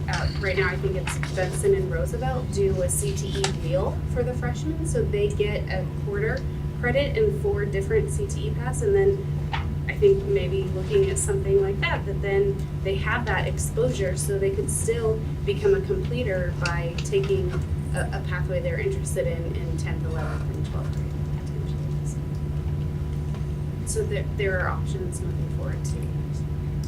Well, I feel like if you build up these programs at the high school level, in that, in that time of 8th grade, you could let those 8th graders know maybe a little bit earlier before they go into forecasting, before, hey, we have a really strong art program, or we have a really strong, business management, right? And so they can maybe already start thinking a couple months before high school, like, hey, I want to try that. So, I mean, yeah, I mean, if you could see that'd be good. So it's good to be thinking about engaging kids into CTE pathways, but if you caught at the beginning of the presentation, we really need to expand our thinking to college and career readiness. And so therefore, from pre-K onwards, we should be talking about these themes and career exploration with all of our students. And that's a little bit of a mind shift we're going to get to do as an organization and school system. Not everyone's going to go into the CTE pathway. And so what are the other pathways to post-secondary plans?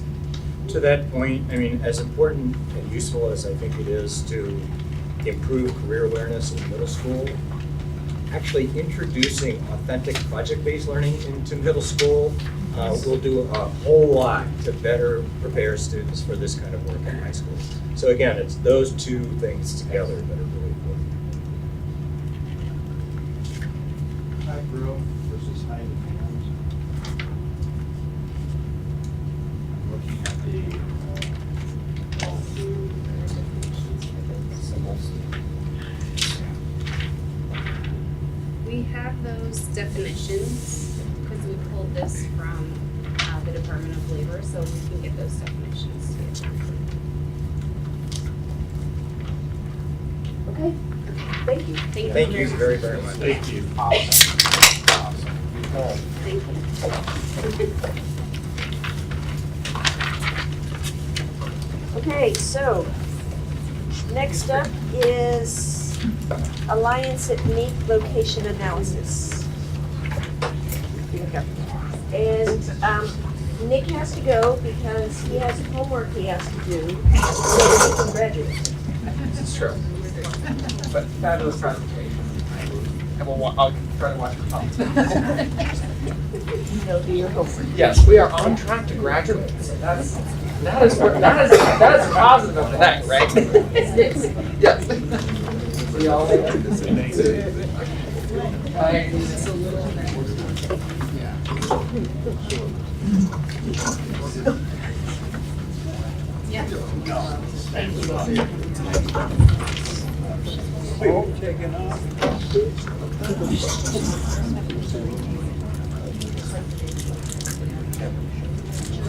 Yeah. So Stephanie, Daniel, Dan, don't Who's decide, Dan. doing Alliance at NEAT? Who's doing that presentation? They're coming in. Let's try to do something. They're on our way, they're on their way. Okay. We didn't have enough space for everybody. Yeah, they've been So waiting they down the hall. waited outside. Okay, Okay. okay. All right, Dan, the Sorry. seat's warmed up for you. For watching the next YouTube. agenda item, and I know it's not a one-person show. We have our folks from Alliance here, as well as other staff, because there's a lot of related questions. I know maybe for some program questions, but Dan's going to kick us off on this. We wanted to make sure to be responsive to the board's resolution to explore some possibilities. So that's what we're speaking to this evening. I'll wait just a minute for the project team to come in and we'll get started. Captain Wilson in the house.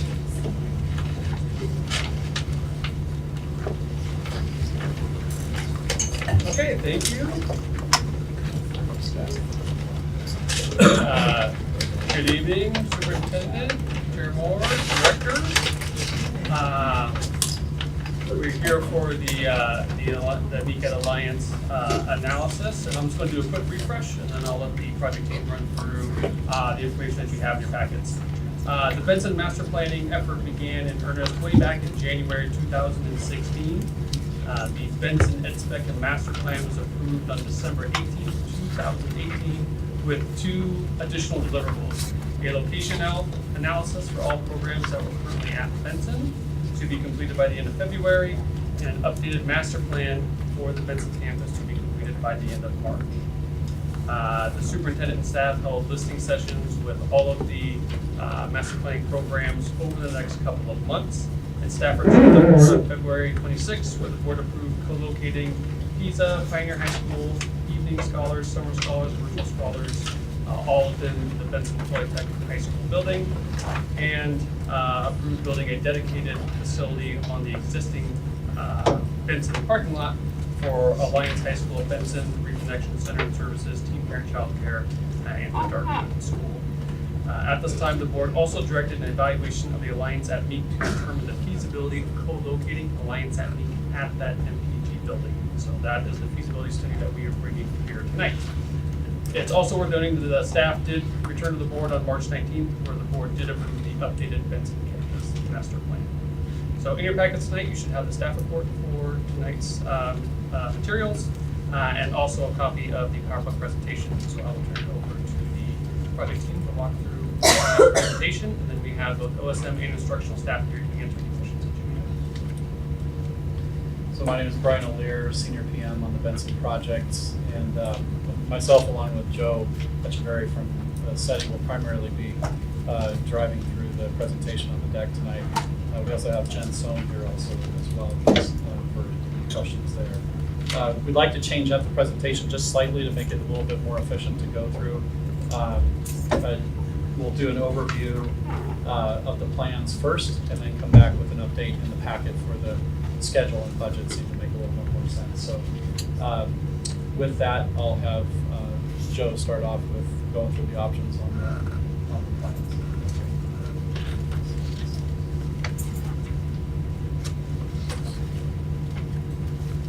I don't think that was good. There's one here. There we go.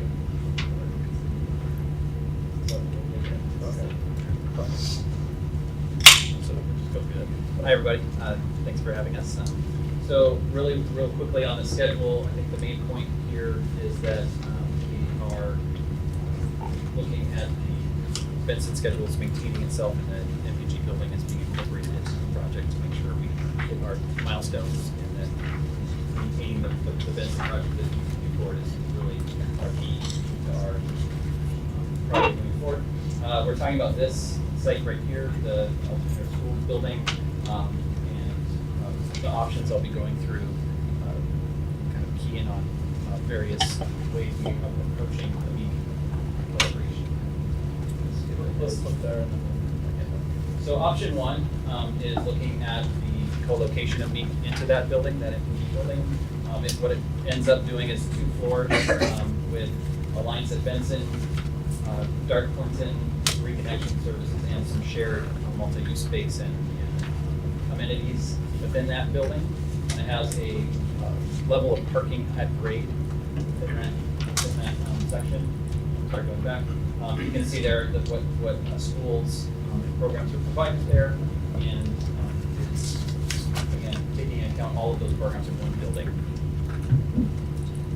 Then we explored option 2A, which is co-locating into this building as well, but primarily within that building, having classroom space and the shared spaces within that building.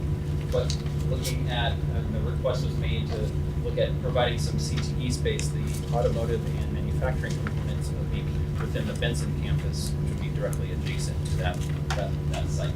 In this scenario, option 2A, we looked at locating it here on the southern end of the campus to be in close proximity to that adjacent parking lot site for ease of access and ease of use, sharing those two sites. In doing so, there's some displacement of some elements within the Benson campus, which we're locating here in some of the unassigned program space. Here's some classrooms in the science lab on the upper level, and then in the lower level, another classroom and some additional space. So those can be. This was a diagram to show how we would relocate those. That can also be further explored as we go. That option moving forward. Option 2B is very similar in that scenario with the MPG building site containing both Alliance programs, classroom space, dark and shared amenities. But the difference here is that it's a slightly different configuration of that CTE space that's in the adjacent Benson campus. The location of that is important at the ground level, just because of the automotive manufacturing components that they have ground floor access and loading if it were to be in this configuration. No change to the ground floor. scenario, and then some of the classroom space that was in that area originally being located in the unassigned space in the lower level. Option 3 is what you've already seen and approved in the previous discussion we had in March. This includes the Alliance at Benson only on site. We would maintain its location off site in this scenario. And then option 4 is similar in the sense that the MPG building site on campus would remain as previously approved, but looking at additional work on the Meek campus or other location just to provide a modernized school for the Meek school. So those are the 4 options that were explored based on what we received. With that, Brian will go over some of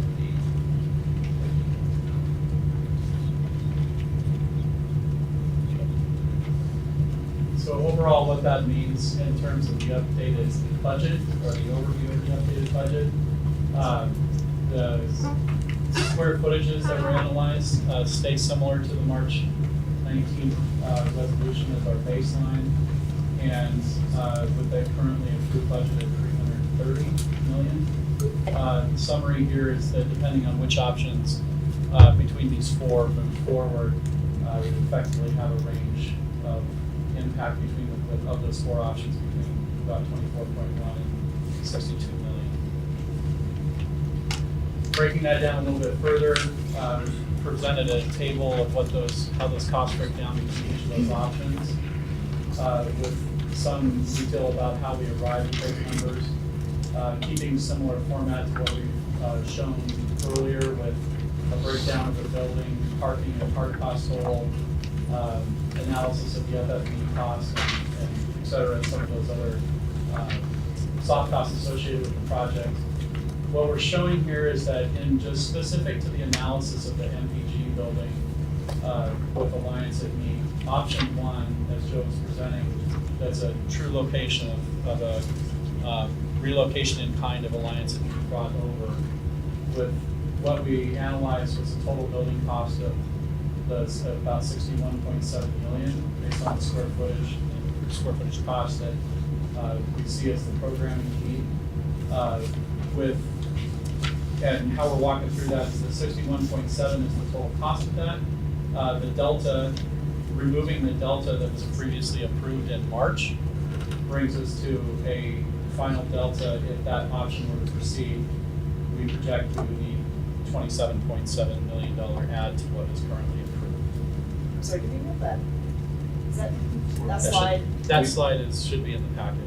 We don't have We those don't have cost it. summary slides. And I can't read it, sorry. Option 1 was my, Look at these slides. Okay. Right. Okay, yeah, I've been breezing through this because I assumed they were in your packet, so my apologies. I think we had some of the other ones, but not, Yeah. but not the slide. Okay. so I know it's a moving target, trying to figure out what the hell board members want. And I apologize for that, but, if we could get, like, balance the detail with just a few headline takeaways would help. Sometimes I look at those and pull stuff out because it might not be the one thing that you want to whack me upside the head with. Sure.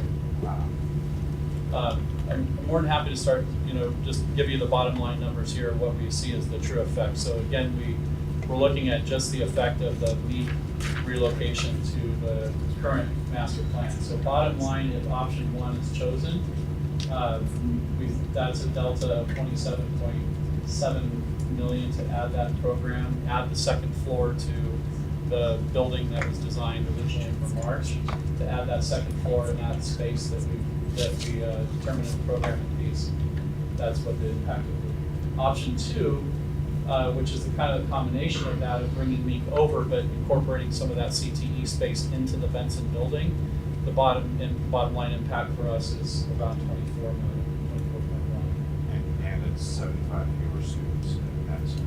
That is correct. The impact of that would be a capacity reduction from 1,700 to 1,625. Those are good, 2 big families.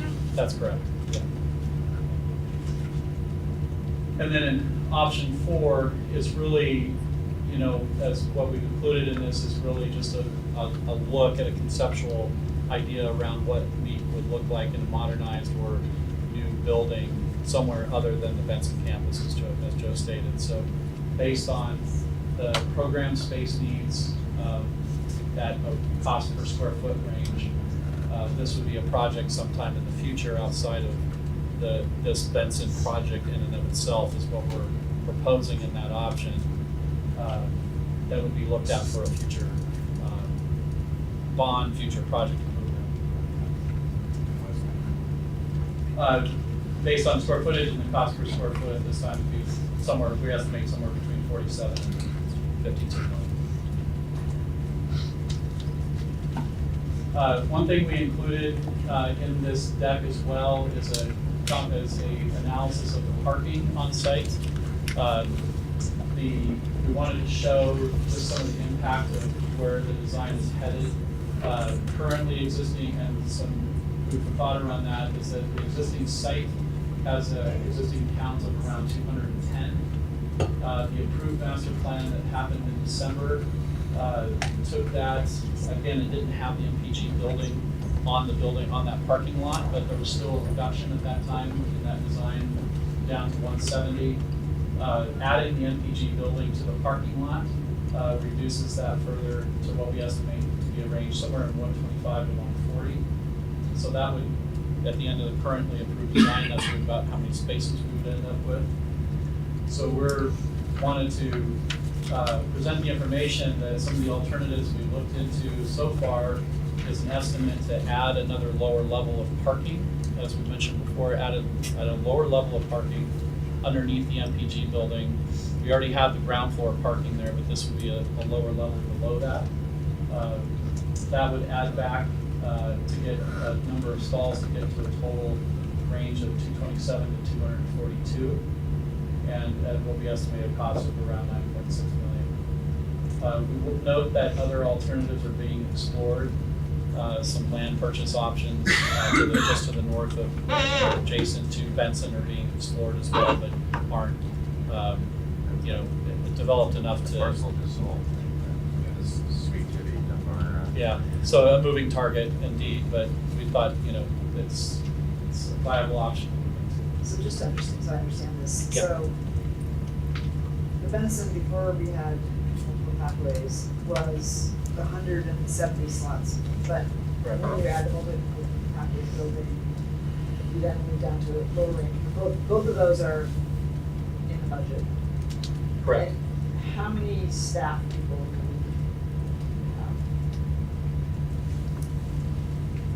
we have? I'm just wondering if staff versus student parking, So Sure. and then we have, Benson, we have about 70. We're including teachers and certified staff, classified and certified. We're at about 70. And then what happens is that because there's no way to regulate parking structure as is, students park freely in there as well. And then so does the neighborhood and the community at large. So it's just pretty much a free-for-all. But there's about 200, because I went out there years ago and marked it myself when we were having this big turf war, and it is about a couple hundred parking spots now. And I would estimate 40, 45 for multiple pathways. maybe different, also different hours. Small impact, yeah.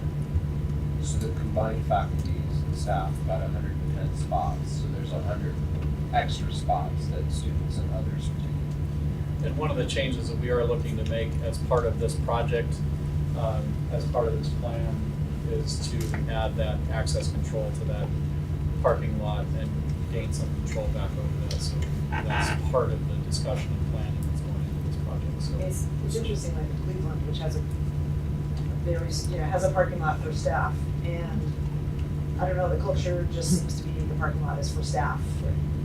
Other people don't. Yeah, because you get yelled at.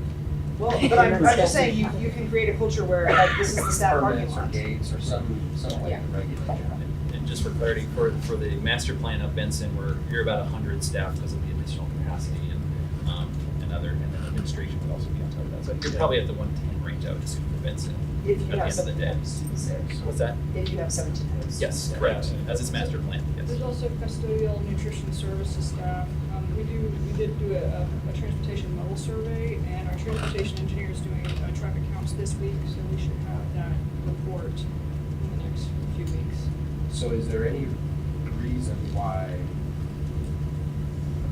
the approved plan with MPG option here, that before we stalled, should be able to house the faculties from both schools? How many slots do we have at the other high schools that we have built? Franklin. They vary. Grant, for instance, has, less than, Students. much less, it's like, 50 or 60 spots on site. But there are much different configurations, I don't know what. This year. But what do you approve for? Correct, the- yeah. Right? What do you approve for? Like there wasn't very. I think is retaining about the same amount, about 100 spots. And this analysis was done, I won't speak for the team who was there firsthand, there was expressed a concern about losing the parking spaces, partly because some of the things we talked about, but also this isn't a neighborhood school, so kids often drive more often, and there's a different population that's there. So the team felt it was appropriate to do an analysis. So this isn't recommended, it was just, hey, we went through this effort, we want you guys to see the effort that was done. Can I get away from the numbers? Sure. Because I want to take a few steps back.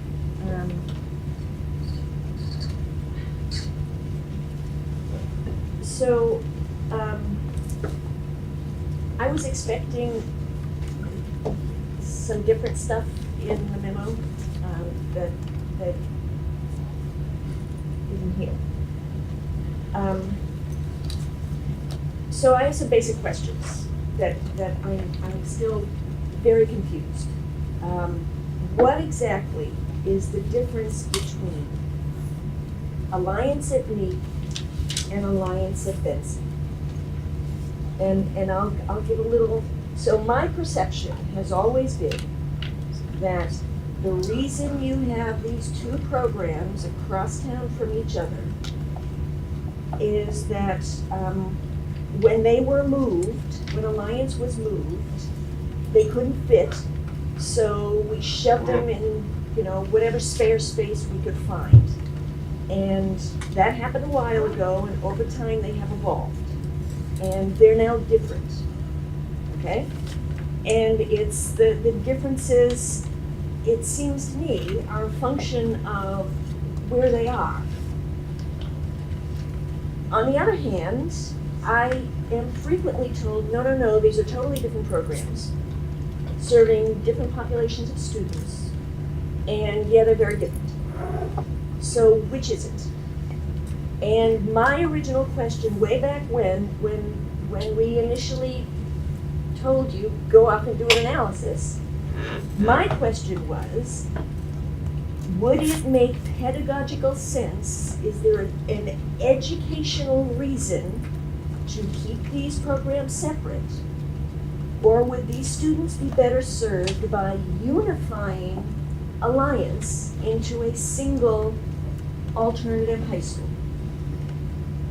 So I'm very confused when the language around this is co-locating Alliance at Meek with Alliance at Benson.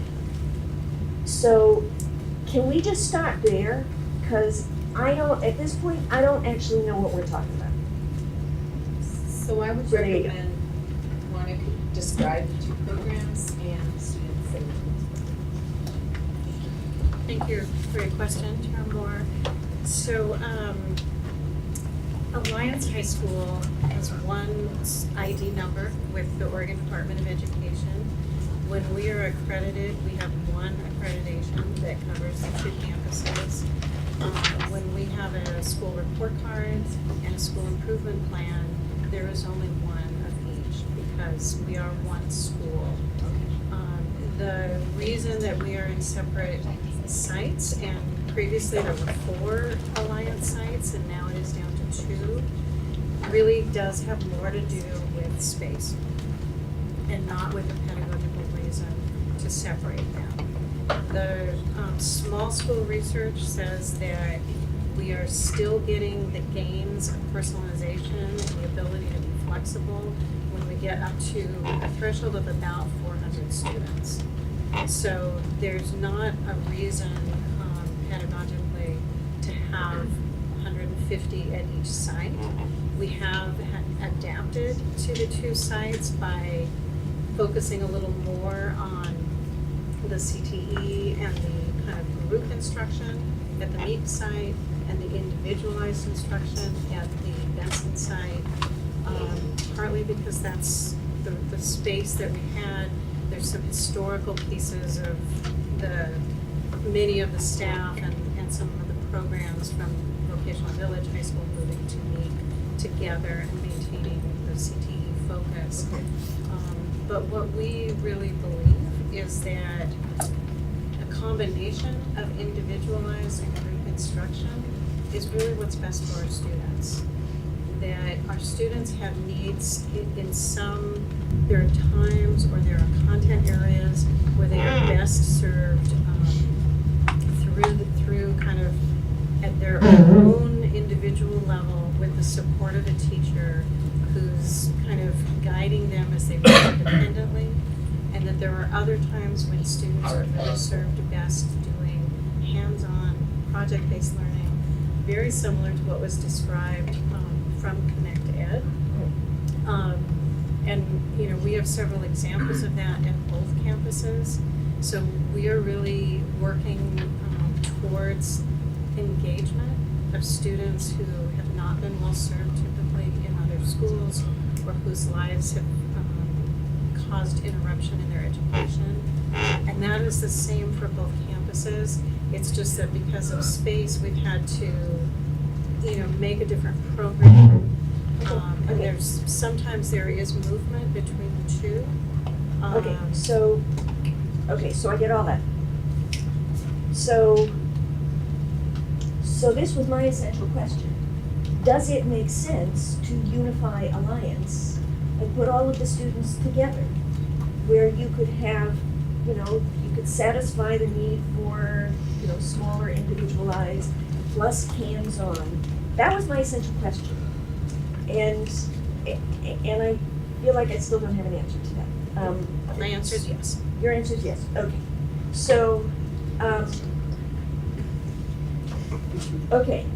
So when I look at the options that have been presented, this is my other set of questions. It appears to me that an assumption has been made that Alliance students, from whichever program, whatever they're called, Alliance students, have to have separate CTE facilities within that would take away from the stuff that's at Benson. So here's my question.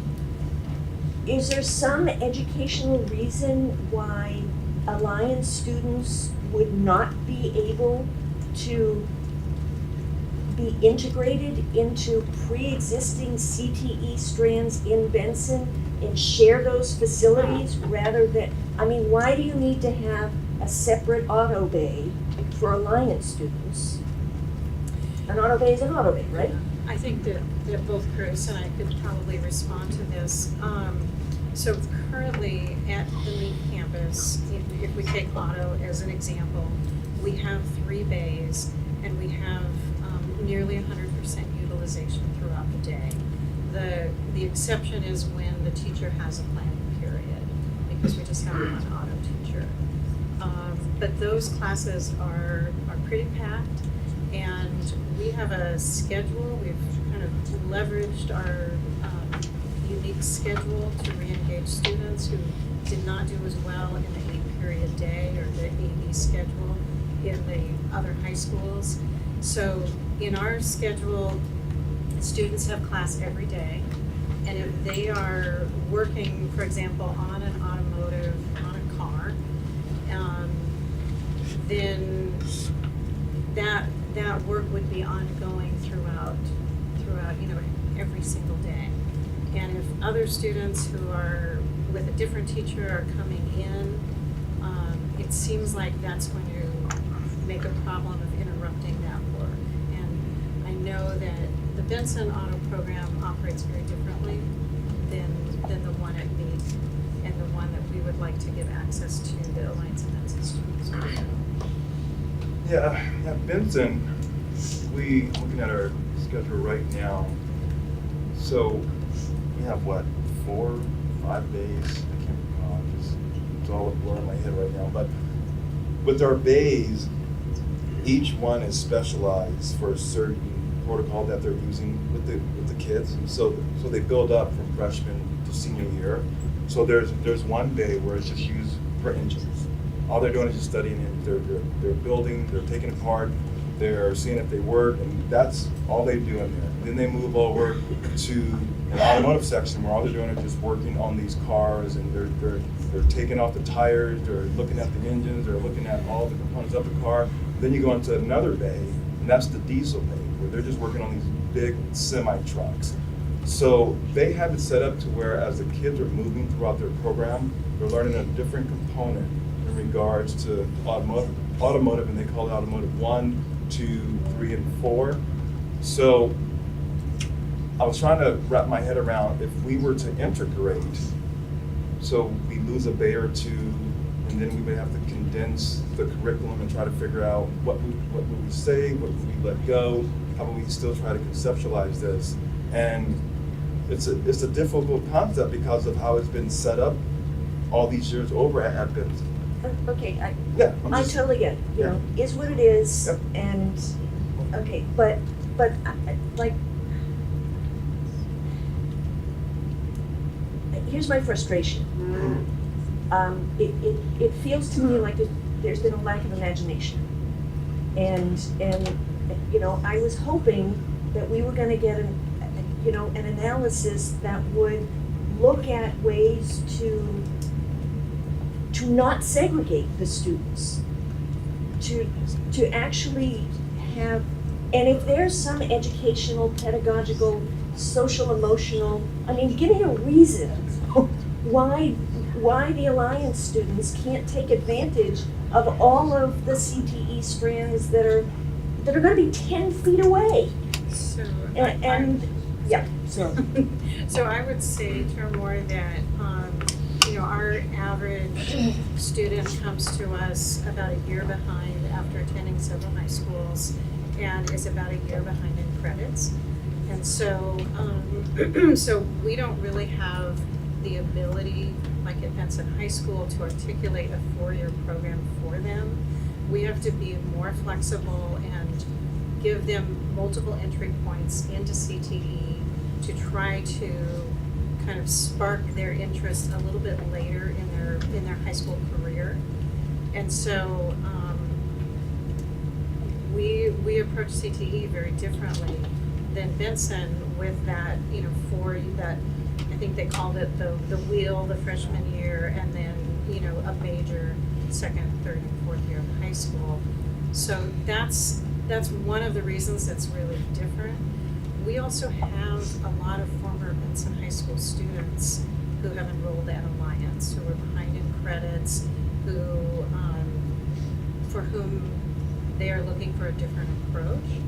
And so I can see that could be a problem, because our job is to, you know, do something differently to re-engage students by state statute. We have to provide a different kind of program than comprehensive high school.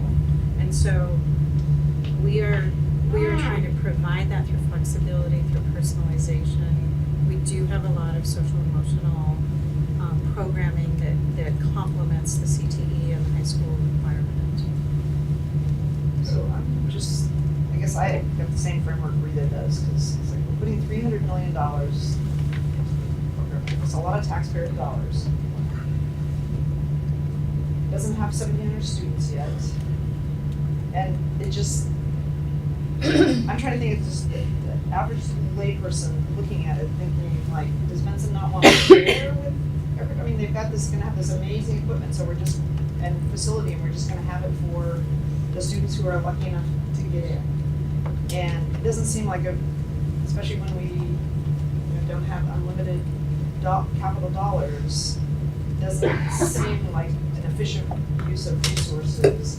And I'm not disputing the separate programmatic needs, but maybe the programs need to evolve in a way that we're efficiently using some really expensive space and equipment so that we optimize it. Because otherwise, we've got, $300 million capital investment and a lot of staff time committed to a pretty small group of students overall in the district. And that doesn't seem like an efficient use of our resources, and I guess I can't answer the question very well about, and even like the students last year when I came in there were kind of like, well, we're in Benson, but we can't use any of the equipment. Maybe they're not gonna do the wheel and everything else, but it seems like equipment is equipment, in some ways. But that's the critical piece. I mean, if that was the case, then we would just allow, for example, juniors who wanted to transfer in, we would just say, come on in and jump to a major. We're very specific that if you transferred into Benson and you didn't take the first 2 years where you were getting pretty much prepped for choosing your major. So that first year you have 8 rotations where you're going to go through and see all the majors. You're going to be learning bits and pieces. You're going to learn about safety. You're going to learn about how to use the equipment. Then that sophomore year, you kind of fine tune it just a little bit more. You go from 8 to 4, you get a little bit more in depth. And now you're really thinking about, is this something that I really want to do? And then that junior year, you choose that major, and then that's pretty much where you're at for most of your day, from 8 to 3, besides taking a few of your courses that you need, which is the English, the math, your core courses. But you're spending all that time, and some of these are double blocked with your instructors. It's very difficult for us to bring in a transfer and say, we're just going to throw you in as a junior or a senior and just figure it out, because all of that is past. So we would really have to change the entire curricular scope that we have at Benson if we were going to start doing it in that model. Okay, so my understanding But you've got a bunch is, of former Benson students who have been exposed to that already. So, but okay, in So, addition, my understanding is that there are students who have a home high school elsewhere who can come into Benson and take something, right? What do you mean? Takes, so they're at I mean, their neighborhood school, but they're at the Benson neighborhood to- school, but they come in for, I don't know, Paul, help me out here, something. No. In the last 20 years, there has been precisely one student from Franklin who did that. She went through auto, but she had to do essentially what you described, Curtis. Other than that, no. It's usually Okay, the I have opposite. heard you say It's usually the multiple opposite. times in this very room, in fact, that there is an option to do that. So now. Oh, there is no, a there is not an option. theoretical option. I think you're It's not- raising it the way you it's are. not an option if it's not happening. Yeah. Yes, If it's not an option, thank it's you, not an that is option. my point. Yeah. Okay, It's usually the opposite in that we have students that come to Benson and they want to take certain classes that we don't offer because all of our electives are tied up into the CTE programs. So then we work with them to figure out, okay, is this a PCC class? Is this something maybe at Portland State? Is this something that your neighborhood school could offer? And we've done that with certain students to allow them to go back to their neighborhood school or some other capacity because their parents are very adamant that we love Benson, but my kid wants to take this as well. You don't offer it. And we do it that way. So in this Can I have a turn here? Oh, please? sorry, go ahead. So, if I'm, get to my junior year and I'm in auto, over a 2-day period, if you're doing the AP schedule, what percent of my time is in the taking auto-related courses as opposed to English, math? So if you are doing for a regular student, right, so they're taking 4 classes a day, and if those classes are double blocked in regards to auto, so you're probably taking 2 of your 4 courses are in your CTE class, and then you're taking your English and your math sometime in the day, and then the next day it's whatever other 2 courses you need for your core. But half of your classes, and again, for the classes that are double blocked, because we have well, the vast majority of our teaching classes are covered blocked. Cut to the chase, out of, in that 2-day period, what percent of that time? 50%? 50%. Okay. Thank you. So how many students, here's a question that you probably can't answer. How many students per bay? How many students per bay? Are your bays getting totally locked up with the number of students you have now? And if so, if Benson gets bigger, we're not adding any more students into the auto program than there are now? That is a tough one. The classes are at capacity right now, and that capacity for automotive is anywhere from 25 to 30 students per class. Now I would need to look at our full schedule to see how many students are actually in the entire automotive section. That one I don't know. I don't know off the top of my head. But we don't have any issues with the number of students signing up for example, automotive is one of our manufacturing and health like our top programs. So it's pretty at capacity right now. So just in kind of thinking about future Benson expansion, if we let in 400 more students, none of them would get into automotive because it's already booked essentially with the current population. But you have to ask yourself, so with those 5 bays that we have, right, are they all being used at the same time? No. We have 2 teachers, right? Sometimes they tag team, sometimes they're separate. Sometimes Mr. Rayleigh is doing the small engines, sometimes Mr. Anderson is doing diesel. So maybe 2 of the 4 bays or 5 bays are being used. But the issue is that throughout some portion of that quarter or semester, they're going to rotate through all of those bays. They don't just sit there for 3 or 4 months. Okay, so but that's, I feel like we're back to the culture of no. Okay, can't do it, this is the way we do it, can't do it, this is the way that we do it. And that's just, to me, it's a failure of imagination. You've got capacity in those bays on any particular day. Can't we make this work so that your students would get what they need in those time periods? So we've been focused on the auto program, which we're happy to have. But I want to rewind a little bit to what sort of the origin of the question is an option that we're wanting to imagine or decide if it is an option. Can all of the lions live cohabitated on the Benson main campus? Is that what? Can they be, not can they I mean, if it is an accident of space and history, that these students are separated into 2 different locations, 2 programs that have evolved over time just because they have to. If we're talking about, are we talking about an Alliance High School that would unify all of the students in one place? Or are we genuinely talking about 2 programs that are so fundamentally different that they need to be in different locations? In which case, can we call one of them not Alliance? Like, this makes no sense to me, that we are persisting to So I'm asking the question because it would matter to the space design and the enrollment of Benson High School. There's just, you would have to set aside a whole wing to accommodate another program. Well, I don't and know. work out a lot of shared integrated spaces, which That's potentially. kind of what I was hoping we were gonna get here. Would you really need to do that? I don't know. And I've kind of heard you go both ways, or at least that's what's in my brain.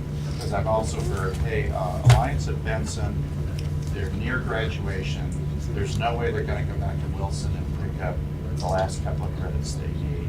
They need some individual attention to help them across the finish line. They're within a year roughly, whereas Alliance at Meek is longer term, 2 to 3, 4 years?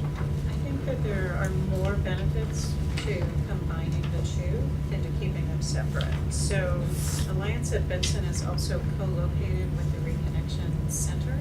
So these are students who may have 0 credits, may have 2 or 3 credits, they're being re-engaged from being out of school, or they're kind of in between. And so those students absolutely have kind of group instruction, hands-on, project-based learning needs. Students, we have seen students late in high school that respond very well to our partnership with PCC, which is a career pathways partnership. And those are students that have maybe 20 credits, but they need to have a vision for their future. And that's what we have been doing by giving them access to stackable career tech program at PCC. So yes, we are currently kind of dividing students by how close they are to graduation, but that is really, as Chair Moore said, more a function of kind of history and scarcity of facilities, and just, you know, the need to specialize a little bit because we have these 2 small spaces. If we had one space where we could integrate students, that's where I think you'll see that imagination of how we, you know, combine our two current campus programs into something that is more robust for all students. So can I add a couple of things? Just one is, another thing that has been talked about, and this is going back to the question about can they be integrated into Benson. One of the things that I've also continued to hear is about the students who are at Alliance are there because also social, emotional, anxiety kind of issues. So and we heard that loud and clear as we were, and kept talking about that as we were thinking about what the recommendation would be. So integrating them into Benson, like you were talking about, just completely integrated, sounded like, well, that's what they were in already.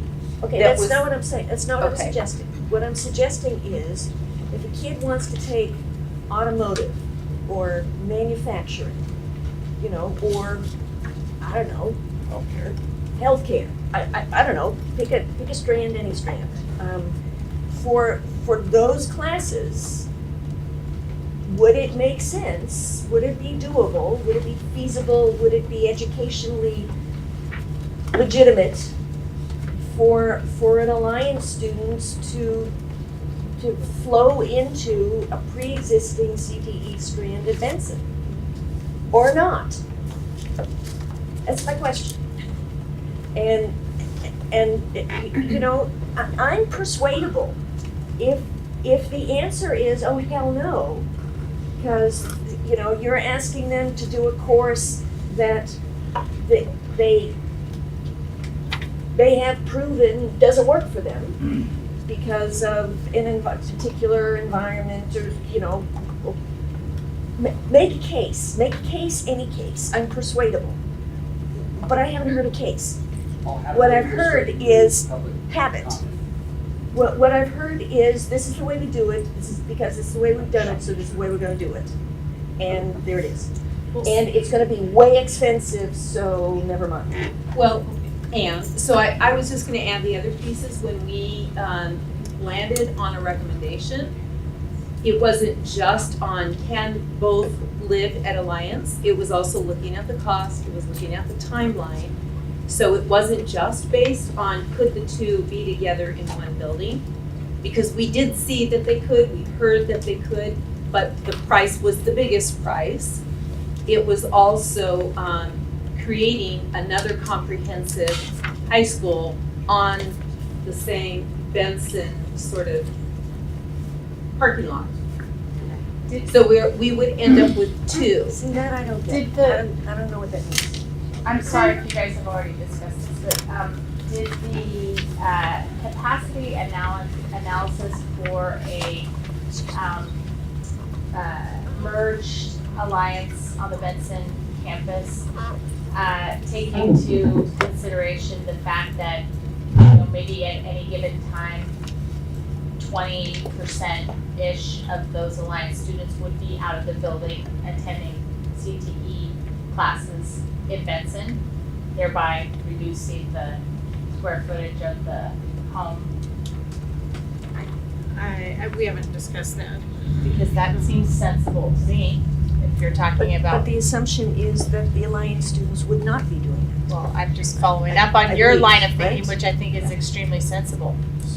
Just to respond a little bit, Director Constaff, you know, one of the things that we see quite a bit is students who have very high mental health needs, a lot of anxiety. We do specific programming. We've adopted a program and modified it quite a bit, but we adopted it from Fort Collins School District several years ago.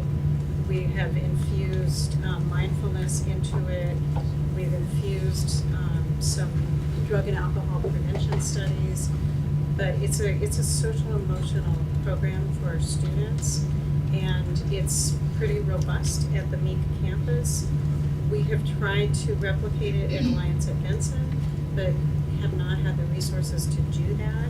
And so that would be something that we could do if we were integrated for all of our new students. It's a cohort building program that says, okay, these students have attended many previous schools.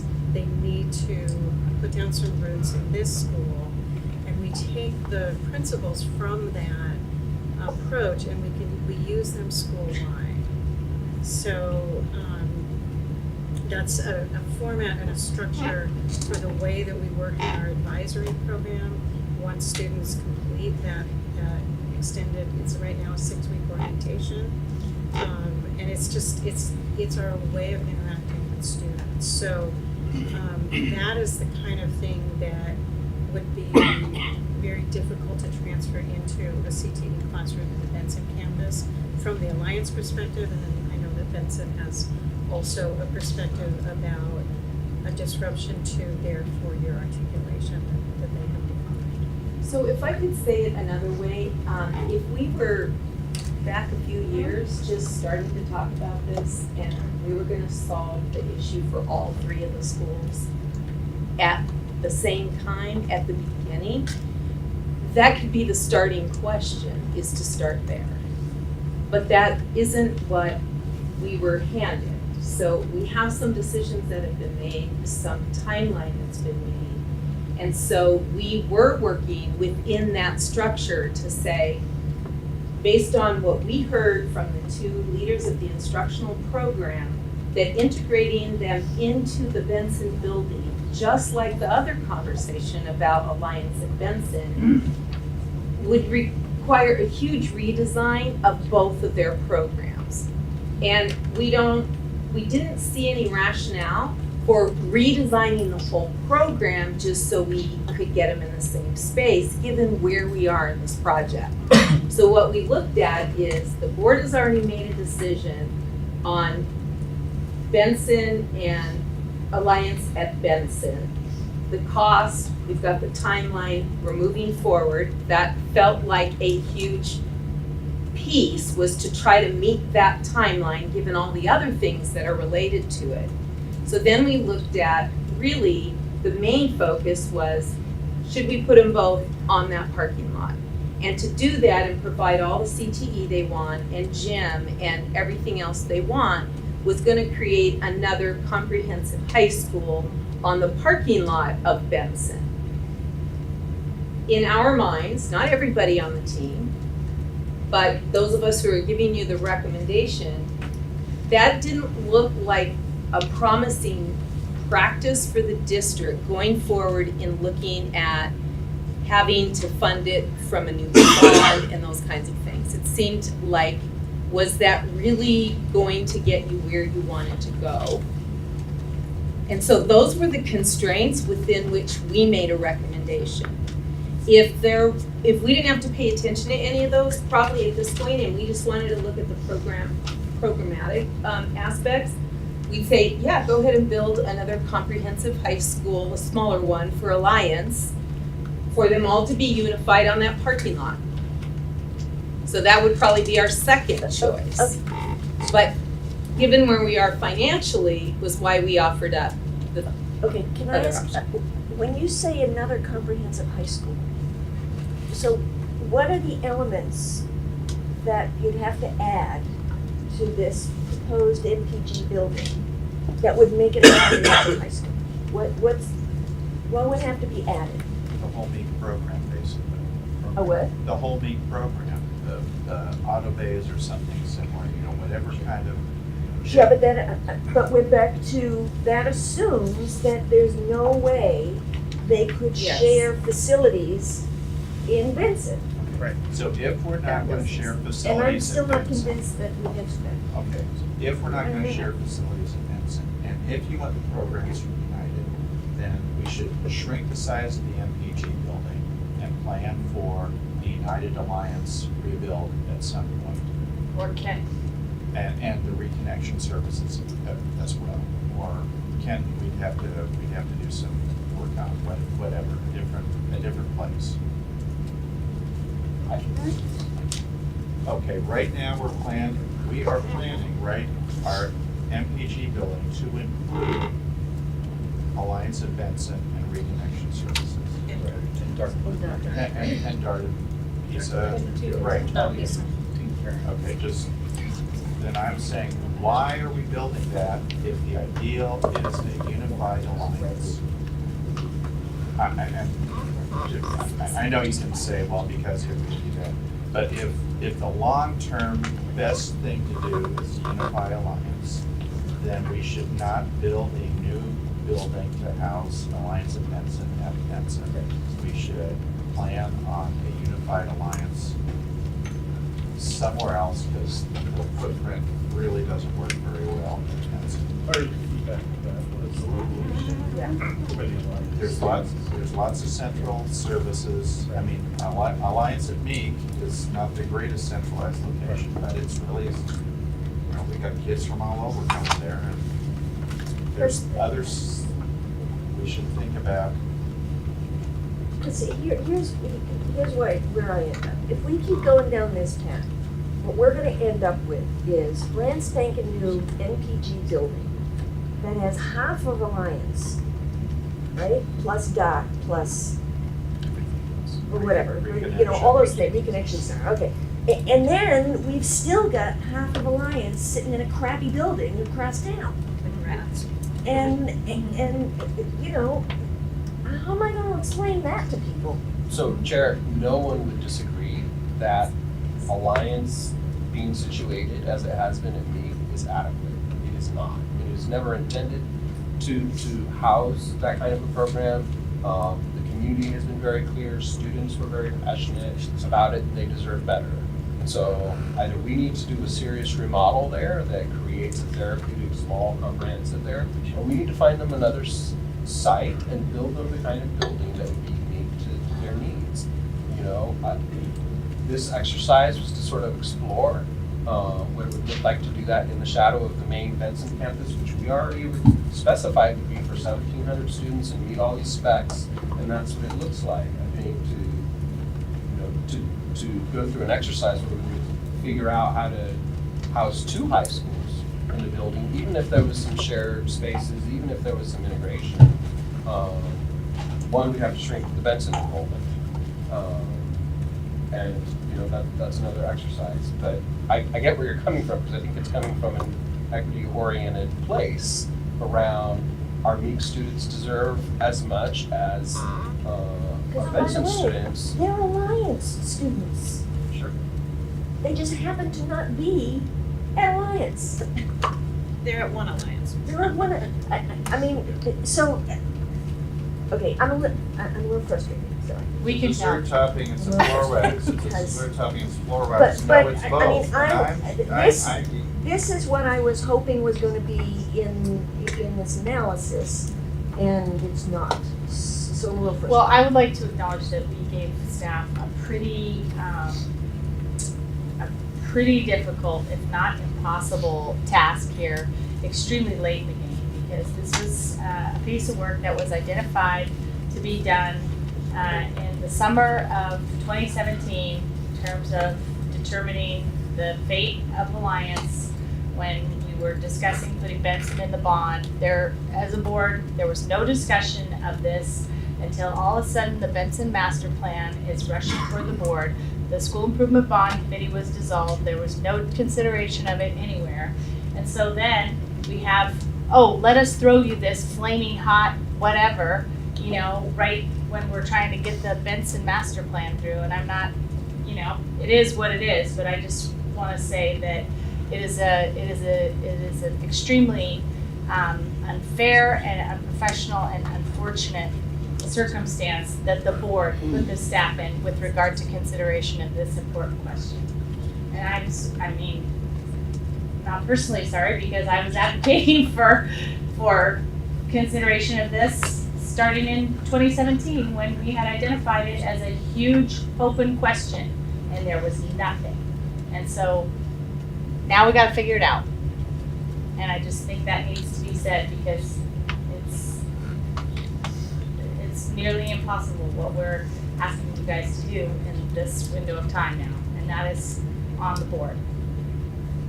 As the instructional leader over all the schools and all the programs, when I have heard over and over again what they've done to create the programs that they've created, which are great programs that are serving our kids well,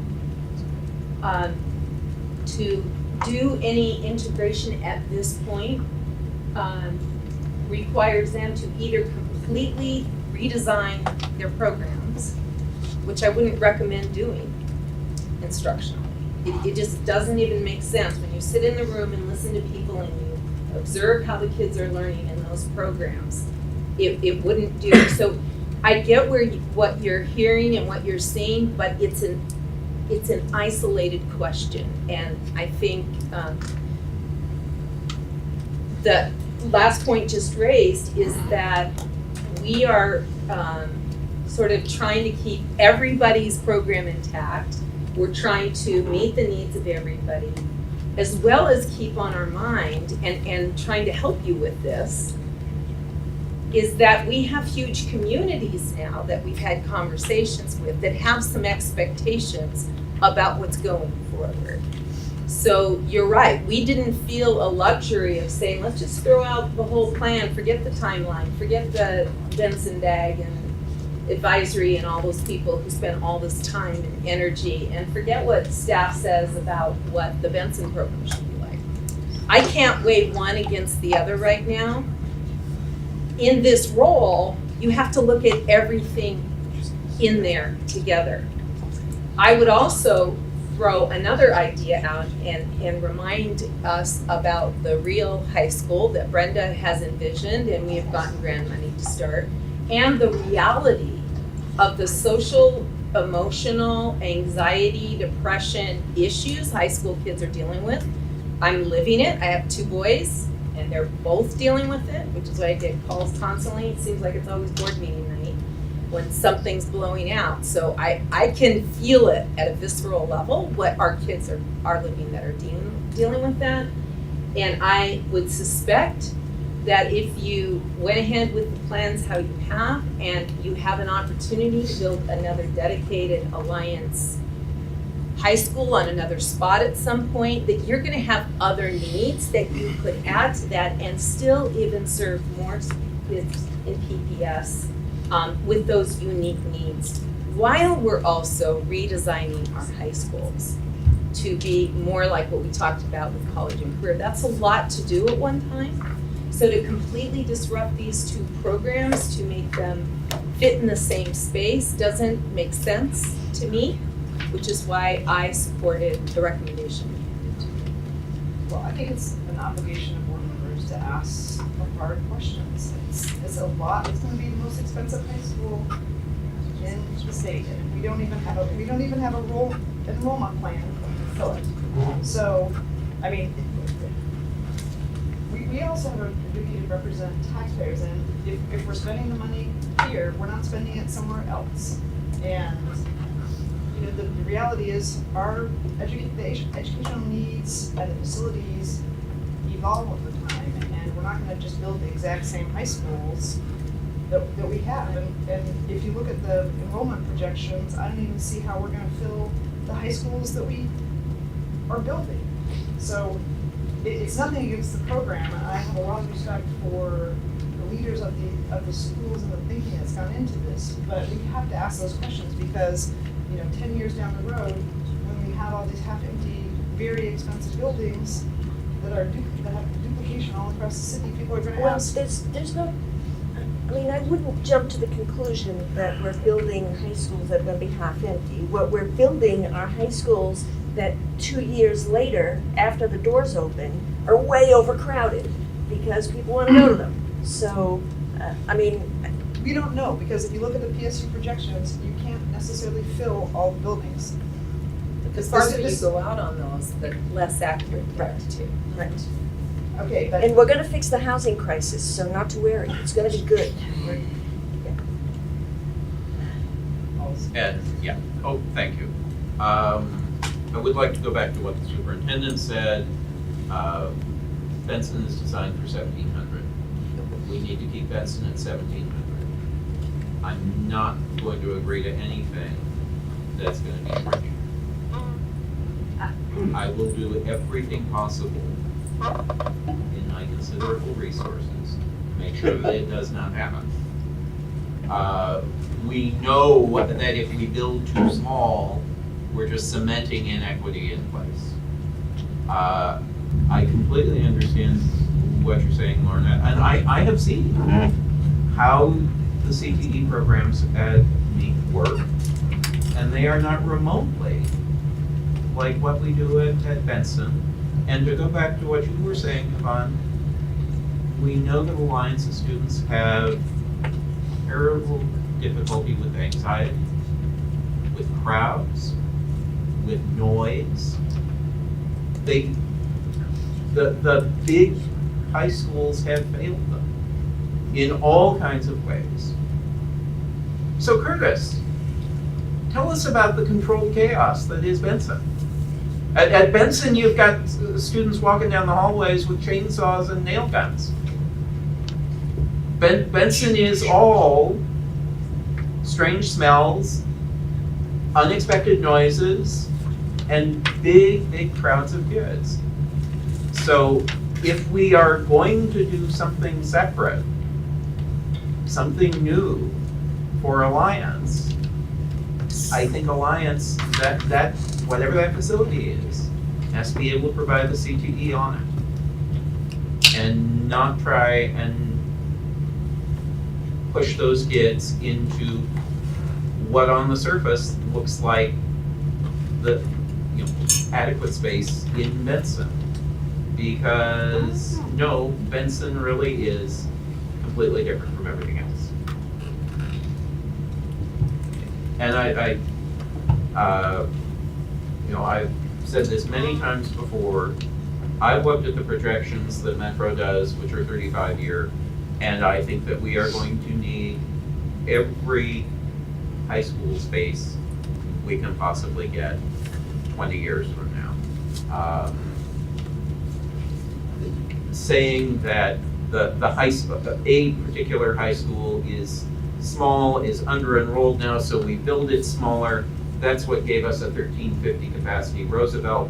And right now, Dan, you should be out pulling permits from the city to put the portables out in front of that building because they are going to need it. They're going to need it a lot faster than you can get them. Okay. Now what? So can somebody tell me the primary reason that option one wasn't workable? What's the primary reason why option one isn't workable? What's the big downside of option one? We'll say, I'll speak here, let us jump in, that it's not workable. None of the options I'd say were perfect, all have pros and cons. I think kind of pointing out the obvious is that option one is the most expensive. We don't have unlimited resources, and obviously we need to be accountable to taxpayers if we're going out for another bond.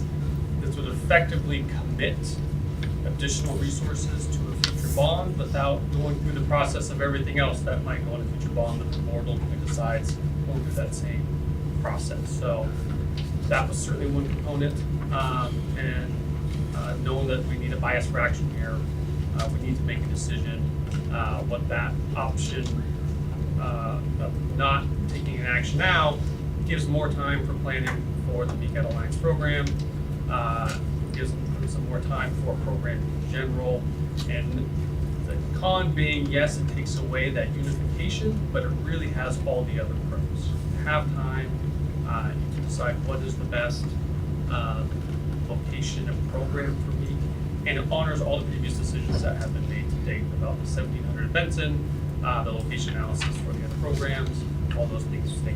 So that was at least my take on why that was the recommendation.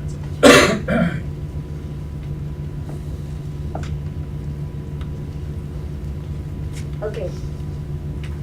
Now what? So where are we? I think I've made my views known, so I don't think I need to recap. What do we do? So, just to understand, the staff recommendation is option number 3. Which is basically reaffirming the decision that was made earlier. Acknowledging that WAMIC is actually one program at 2 sites essentially. We're putting half the program at Benson site as a standalone facility. Well, it's not that it's half the program, it's an aspect of the program in addition to the constellation of others. And it's all kind of it's not a moot point, but it's an interesting exercise because realistically, we're going to have to face the Benson project, and the MPG building would be the second phase. So if that is a subsequent bond, then there are further possibilities as far as reconceiving how to address any of these, because the fact is, there is no money to build even the recommended MPG building on the Benson campus with only half alliance. We're making this whole thing up anyway, right? All the options are in Yeah, okay, and if I understand, so if we did option 1, no, not option 1. If we did option 3, which is just going ahead with the MPG building as currently constituted, then at some point, we have to contemplate option 4, right? Which is another $50 million. There's a few zeros in those plans. Right? Yeah. $50 million. And there's, right, and that's, a pretty quick look at that. There's a whole range of potential options. It could be ish. But it would be a dedicated facility for that program that meets its customized needs. So it could be a pre-existing site that we reconfigure, it could be an entirely new facility. That's a different exploration. Okay, I'm just pointing out that if we're in cost-saving mode, we're not saving anything in the long run. Because we're contemplating at this point another $50 million building somewhere, Lord knows where. So I'm just saying that out loud. Although I would like to respond to that saying, I hate to say it, but bluntly, the Meek building is a dump. At some point, we are gonna need to tear the thing down and put up something else for some purpose, regardless. So, we got 45 years worth of bond projects we're gonna have to do. At some point, we're gonna have to dump a boatload of money onto the Meek site for something. Okay, Either to modernize I'm it just or saying. level it or find a situation that works better Yeah. for me, because you know it is adequate as is. So where I am is, based on what you're saying, is wrapping the MPG building and saying, plan for a unified meet, Alliance. alliance, excuse me. And it makes sense to have the other MPG programs there that we would put into that MPG building. Or configure out some other centralized locations for those programs, whatever makes sense. But if we're gonna, if pedagogically, serving our kids, if unified meet is the way to go, then that's what we should plan for. That's what makes sense to me. Okay, off of that, right now I want to ask, Brian, if we say no to the MPG building today, or in a week, and then in 6 months, a year, 2 years, a new board says, you know, I think we needed to go back and do that. Where are you? My impression is that, other than what the drawings Joe has done, you got nothing invested in this at the moment. At what point could you pick it up again and run with it if you needed to? If you're asking simply for the standalone portion of what's included in that resolution, yes, you're correct. The amount of investment that's been made so far and sort of the time spent on design analysis and things of that nature is doable to pick up later. Understanding the implications of what that means to do that later becomes a little bit more challenging. So for instance, cost of construction it's not going to get cheaper. Oh, no.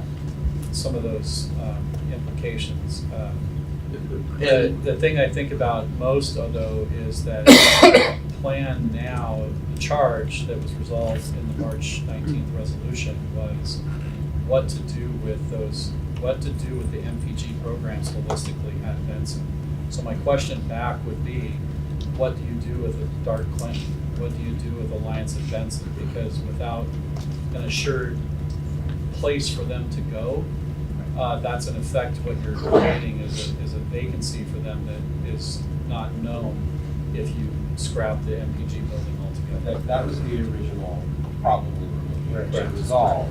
And then we added by extension, well, what about the rest of the alliance? And so we came back with this.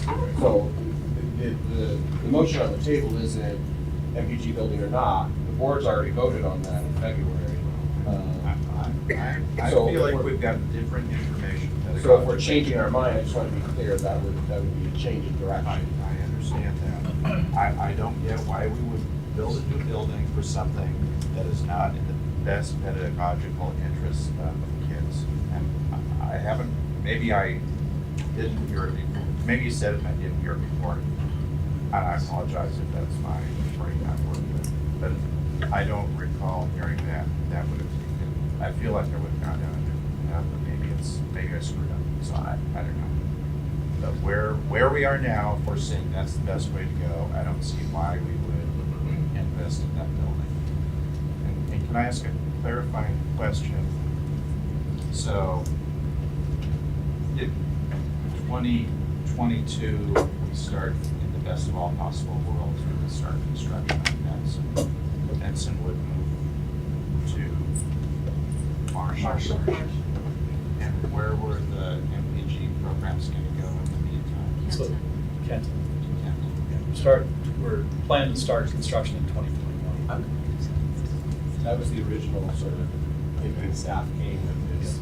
Regardless, all the MPG umbrella programs, we need a home.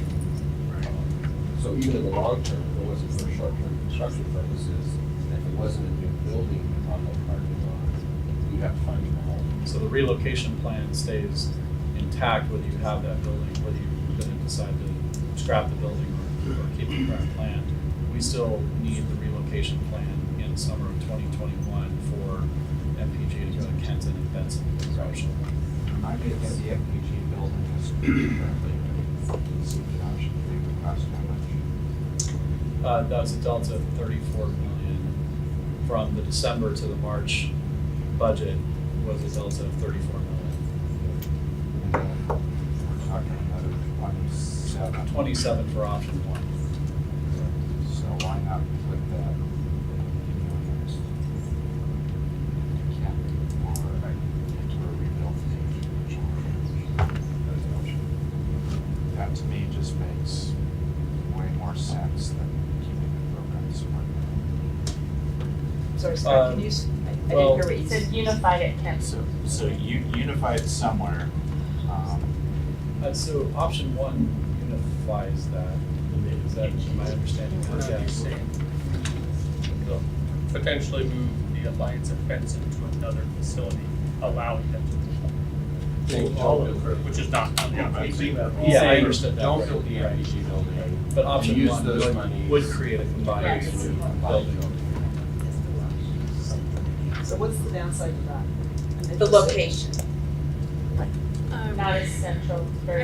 I think Meek itself is not great in terms of transportation, directly, it's not on a max line, for example. A lot of our kids don't live in the neighborhood and have to take 2 or 3 transfers to get there. We also know that there's good neighbor issues there as well with noise restrictions currently in place that limit Alliance and Meek activities, which would be even more challenging if we tried to expand operations there. Like, Sorry, maybe we're talking about, I thought we were talking about combined at Kent. I think Oh. both were mentioned, so that was just my response in terms of tearing down Meek and rebuilding, a unified alliance No, I there. thought the suggestion was a unified alliance at Kent. Isn't that Well, what you? Yeah. that certainly would be an option. Will be unified alliance in Kent, but it would also include the other MPG programs. Potentially. So is that even feasible? at Kent? Sorry. Yeah. People are looking at me. No, I no, I'm feel not- like I'm I not still asking you or haven't, not. I still haven't been inside of Kenton, so I can't answer that Stay completely. house, And I 500 feel plus. a responsibility to our Alliance at Benson community that, when superintendent and board members came, we're very clear, we want to stay here. So Yeah. I don't want to misrepresent And I that. think, as we went through this exercise, we did a very, very Here we go. rough But test that's harder fit when you of say that. Kenton, and theoretically, yes, a program could fit there, a full program a combined program could fit at Kenton. But again, the issues are raised again of the centrality of the Benson campus that was raised as a pretty strong opinion the first time around and why it's being cited there now. So that is a pretty big driver on consideration for ultimate Although locations. Kenton is good for transportation. Not as good, but it's good. I think that it is better than Meek, and then just responding to your body language, I think that when the visitation was at Meek, what I would guess the superintendent heard was, we want real science labs, we need childcare, we need a real cafeteria system with real food, and we need a gym. And you heard that tonight as a They're not student testimony. Right, and So- we shared their voices and notes. Right. And that seems all very, not just reasonable, but like what they should do. Entitled. And it seems like, I don't know why we now be building it at 3 sites. Which would, Well, no, I mean, would be at Benson, and then When you have an intermediate, you mean Then- included in an intermediate facility. then you have the PG at Benson, and then you have wherever it is, unless you combine them, so you essentially, can I ask it's maybe in the weeds, but so are we still contemplating at Benson an underground parking facility? No, the base option that's approved is not a underground parking structure. It's a ground level, it's surface level, ground level parking. Okay. And we figured out earlier that the parking spaces, the quantity of parking spaces that are currently contemplated in the budget are gonna be pretty much okay. Like, we're not gonna need to spend the $10 million extra, right? There's no requirement to do so. What we heard feedback was there's a concern about reducing parking spaces, so we did that analysis, but there's no requirement. We're gonna get some more information from our traffic engineer, so it doesn't appear to be a concern. Okay, It's not included in the recommendation. okay. And I do want to throw out, as I regularly do, Jen is so sick of hearing me say this. In the master planning period, Dowa talked with Bebop, and Bebop was willing to discuss designating the on-street parking spots around Benson for faculty. I really believe that this is something we should pursue. Okay, can we, that really is in the weeds, sorry. I wanted to know if we were, anyway, okay. We need to Answer my focus. question, never mind, okay. Okay, I don't quite know what to do at this point, so, I mean, I'm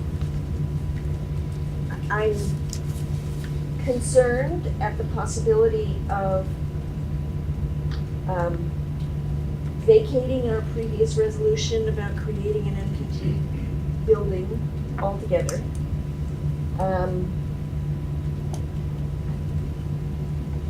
However, I continue to be concerned that that we're still leaving half of the Alliance students out in the cold. And And that was not what I thought we were gonna do originally, so. And it's also illusory because it's not funded. Right, but, you know, the fact that it's illusory is actually an opportunity, because, It's called plan. I mean, you know, this is all, What do you mean what's not funded? well, Amy was saying, you know, this is gonna be dependent on future funding, a future. Well, so Well, I is thought Benson. we already committed the full faith and credit Right. as a, in case there's no bond. I'm So just it's saying, happening, just. I'm just saying, I mean, Does the that's not really a constraint at this point, because we've already We have a committed pathway. to come up with cash. Does the full faith and credit, would it include building something, it would include building an MPG building? That's what If my that's understanding what our was, is like direction is. anything that's over 790 that we're committing to. That's what the resolution says. That's what the Yes, resolution yes. says. Right, So- so it could include option one, which would solve all the problems. I mean, the money, I don't get why we're worried about, I mean, I know $24 million is a lot of money, but option one keeps us on schedule. It gives us an MPG building, it unites Alliance. And it seems like it meets everyone's needs, and that's where I've been all along. Right.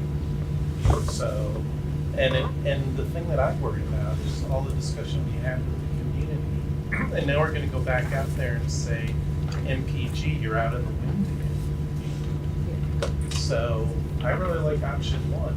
It seems very tangible, manageable for the schedule, and it's gonna cost more, but if we're already on full faith and credit, why not add that to it? Well, and the other thing is, if the alternative would be to build the MPG as currently imagined, and then at some point do option 4, throwing the an additional 27 million onto the existing MPG is actually a cost saver. You'd save $25 million. Right, but it still goes back to the original, you still end up with the original concern that the community's gonna, I thought the original concern was that the community would see this as a duplication of facilities, not to undermine my argument, because I think we can make a strong case for duplication of facilities. Because Alliance is so unique relative to Benson, that's how I think we would construct the argument. Well, I think you can construct a better argument when there's 2 versus 3. Because then I think it's See, tell me again, The 2 alliances plus the Benson. so option 1 gets you to, you still have 2 and you make the case that there's some unique needs and that's separate, but you're not doing 3, which. Can I ask a clarifying question? That's good. What is the difference between option 1 and option 2AB? Both option 2s have dedicated Alliance space in the Benson Polytechnic proper building, thus reducing the overall capacity of Benson below 17. Gotcha. And taking away those things that were designed like the unassigned CTE space and flexibility. Reduces all flexibility. Okay, gotcha. Okay, do we want to take a vote? We're in a work session. We're in a work session. Well, oh, okay. Sorry, we're not taking a vote. I'm not sure we're ready for a vote, or even if we could. It seems like maybe we're landing at a closer place, but it seems like might be additional information we need. I don't know, is staff expecting that we might land on option 1? There's no resolution because the recommendation is to basically do nothing. Thus, we've completed the direction of providing an analysis. If there is going to be direction provided, we have placeholder for next week's board meeting. We can prepare a resolution. Let me ask a different way. If we were to choose option 1 or 2, what else would staff and the school staff want us to know or consider before moving that direction? You don't have to answer tonight, but I think since we're on the floor, but I would want to know, like, what haven't we thought of? Like, wasn't one of the issues around the option 2s that there would be potential scheduling problems? I was gonna say that, I think the nuance of that is that if the direction comes out tonight that there's a preference to move for option 1, that's distinctly different than moving towards an option 2. Because as you've heard from the educational side, the impact from option 2 is very distinct and disruptive. In terms of the Benson design process. Correct. If the direction is to move into option 1, we have minimal disruption to our design team in terms of logistics. So the construction schedule and planning around that is minimally disrupted. The staff, the educational side is, as you can see in our report, the impacts were in a more positive direction in terms of that combination of Alliance at Meek and Benson coming together. The main question, as Dan alluded to earlier, is really around the budget. So if there is, if we are, okay or prepped to go in that direction, then it would be on us. As Dan said, we have a resolution that is, can be drafted and set up and going in that direction. I don't think that there's, besides the budget, there's nothing negative from the project team side that we, have in that direction. Because it would be a distinct new project. It would be. Right. Well, in option 1, if we incorporated that into the Benson project with this project team, that's easily incorporated for us at this point. And we can still meet the timelines of start of construction in 2021, occupation for that expanded building, for the MPG building, which would now be expanded to 2 stories instead of 1. That's totally doable within our 2024 timeline to open. And we can talk about this possibility. Yes. Can I just ask real quick, so the option 2, besides shrinking of the footprint, how adverse does it affect the town? Is it like off by 6 months, is it off by a year, or? Yeah, we calculated that it would affect our design process by about 5 to 6 months. Which is effective very high. For students. Go ahead, So Mary. Not this the is enrollment. another reason why I'm gonna miss Mike, is I think he brought up a really good point. So for 61 million, we get new building at the Mills level in July versus 30, currently budgeted 34 plus 50 to do new buildings. You got a 50 million ballpark plus the 34. Correct. That's 84. That's correct. About 20 more than. That was also Rita's. Right, that is correct. Yeah, Rita as well, okay. We are saving money. See, it's all in how you look at it. From an instructional perspective, I don't think there's anything I can think of that we would add. I feel like I've heard the descriptions over and over again. I apologize if we haven't been clear about that, but the disruption, as I described, to both of those programs for an option 2 would still be something that I would just want to reiterate again. It wouldn't be what I would recommend. I'm okay with that.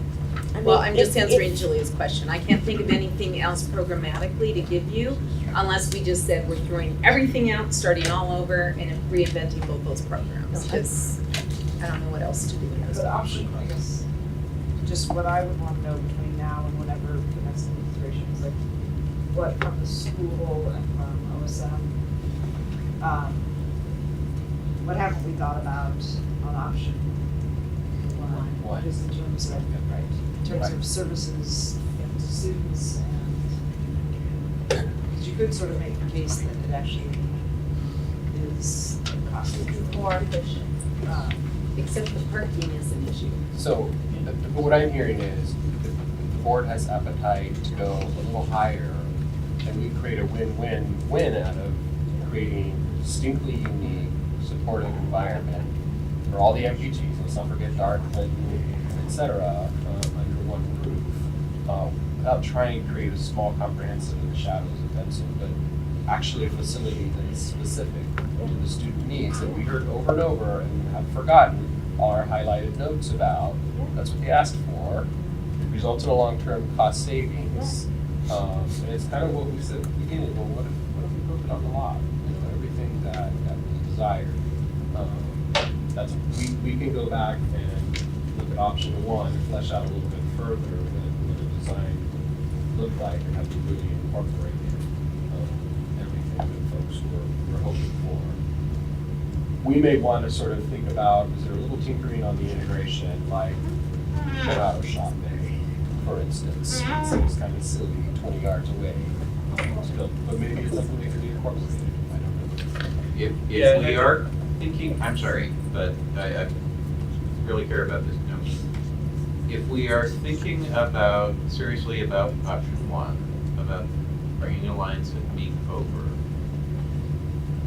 I had thought that Alliance at Meek and Alliance at Benson had very different visions for what they wanted for core space. Alliance at Meek wanted more gym space, more actual cafeteria space, more library space, things that we were putting in very small, scaled down versions for Alliance at Benson. So this is where we can get creative, because there are so many programs housed under this roof. Yeah. They can have distinct wings and settings and some shared facilities like nutrition services or a library or a technology lab or a fitness center or any of those things on the list. We would need to think about an economy of scale, even if they had sort of their own sections of the building. So I was gonna say, we're very early in the process, right? I mean, we've taken the chunks of space as we've seen them at this very early stage of even just gathering some of the programming data, to your point. And we have evolution that we just started, having DAG number 1 last night, is just launching the process that we would get into in terms of those kind of details, flushing out that creativity that these guys are so adept at doing, and coming up with that analysis further in the details. Yeah. So this concept, as we've said before, is based off of the best information we have available at this point. There's, like any other project we've always gone through, we establish this up front with the sort of the gross number in mind, and work towards something more refined as we go. So to close this out with some direction from the board, it sounds like you'd like staff to come back with draft resolution for expanding the most recent resolution to incorporate co-location in the unified alliance, and to come back with some further design, working with our school leaders and working with the community, and come back with that. And let me just ask one question. So you're talking about coming back with a resolution to vote on at the next meeting? Is there a reason why is there a drop deadline in? Priority 1A for us is that we solidify the program, the master plan that is the Benson proper building. We are already in schematic design on that. Changing that now would be dramatic. So priority 1A. You eliminate those options. Correct. Okay. If we are proceeding with option 1, if that's the direction, one of the questions you want us to come back for an official vote on that next week, we can do that. But 2, whether that's a yes or no, we will go through what we call the programming phase, the master planning phase, and we'll come back with that master plan as we do stakeholder engagement, we do the design advisory group process as well. So that is the process. The question is, do you want us to come back and so you can vote and solidify this next week, which we're happy to do. We're already on the agenda. Okay, next question. So can we put a stake in options 2A and 2B? Just like we're not gonna mess with this. Yeah. Here, Oh, yeah. put a stake in as in kill it. Yeah. Well, except the one pain, Chad, there, I think, is access to CTE space within Benson, which We don't need I that thought we were. if we're going with option 1. there are no efficiencies to be had. Well, we had a long discussion about that, and I thought That was a part of this. Okay, I- all right, sorry about that. Okay, sorry. Glad I was at my game. Do you want us to repeat? No. Okay, Some so, motions. So I have a question, just, I wanna be clear, so we had talked earlier that there was gonna be some efficiencies in the, like, one teen parent child center, Yes. one, Yes. clothing Yep, center. food pantry. So that's still contemplated as, Yes. Centralized. so there's still some campus efficiencies there. Yes. That is correct. So the childcare and the clothes closet would be located in the NPG building, and the clinic, health clinic would be in the main building. So there would be some costs. So I think it would be helpful if we're going to vote on this, to be able to Call those out. put those out so that it doesn't just look like we're like just put this on top of each other, so that it looks like there is sort of where the efficiencies make sense and the co-location things, we're doing that, and where it doesn't for the students, we're keeping it separate. Because I think that is, will be a reasonable approach in a way to talk about community, because otherwise, and then whatever. I think the other thing that would be helpful to put in there is what we think is a ballpark estimate, that if we, down the road had to redo Meek, what would it cost to give them access to a gym, a health center, all the stuff that they're gonna get by co-locating. 50 million-ish, apparently. So I think that would be helpful in the overall sort of discussion. So how Draft, about, draft. how about we do this? I think you've heard clear direction. Yeah? I mean, do you feel Well, it? I Okay. think we're, So- I think option one. Option one, okay, so I don't, correct me if I'm wrong, colleagues, but, I think for our purposes, we don't have to have a resolution next week. Sit with this and think about it, and, you know, things may come up tomorrow morning that we didn't think of, in the last 2 hours. So I think come back when you're ready with a resolution and more, you know, in a memo. And make the case. We want to make the figure case. out what are the points of Make the case. intersection, where are the cost savings, why does Right. a newly built, uniquely designed Right. Alliance MPG building make sense over contemplating building a new facility elsewhere. Okay? We good? We're good? Okay, Thank you to our school leaders. thank you. Thank you for being cool with us. Chair Moore? What? Public comment on this item. Oh, it's early yet. I don't know. Okay, is there public comment? Okay. Jerry Eaton, manufacturing technology teacher at Alliance at Meek. Sorry about the peanut gallery when I was kind of trying to chime in because I felt like I was exactly the right guy to answer some of your questions. Jerry So, Eaton. This is my students made a poster. Maybe I should take it on the wall when I'm done. I was hired in 1999 at then Vocational Village High School, which was essentially the Benson for kids that could not or would not be served at Benson. We had 10 vocational strands. We had the gym, we had shower facilities, we had all the things we've been asking for. We were not created as one school and separated into separate schools. When I was hired, there was some 6 alternative schools spread around the district. By the time we were relocated in 2006 to then Meek, it was down to 4. Carol Smith proposed, she was then the director of All Day, proposed that we put them under an umbrella to protect them, because the reason we were down to 4 is because when all the schools share footprints and FTE with comprehensive schools, in lean times they disappear, which is one of the reasons I would argue that option 2s are a bad idea. The other would be being a shop teacher now, started as a language arts teacher, but being a shop teacher.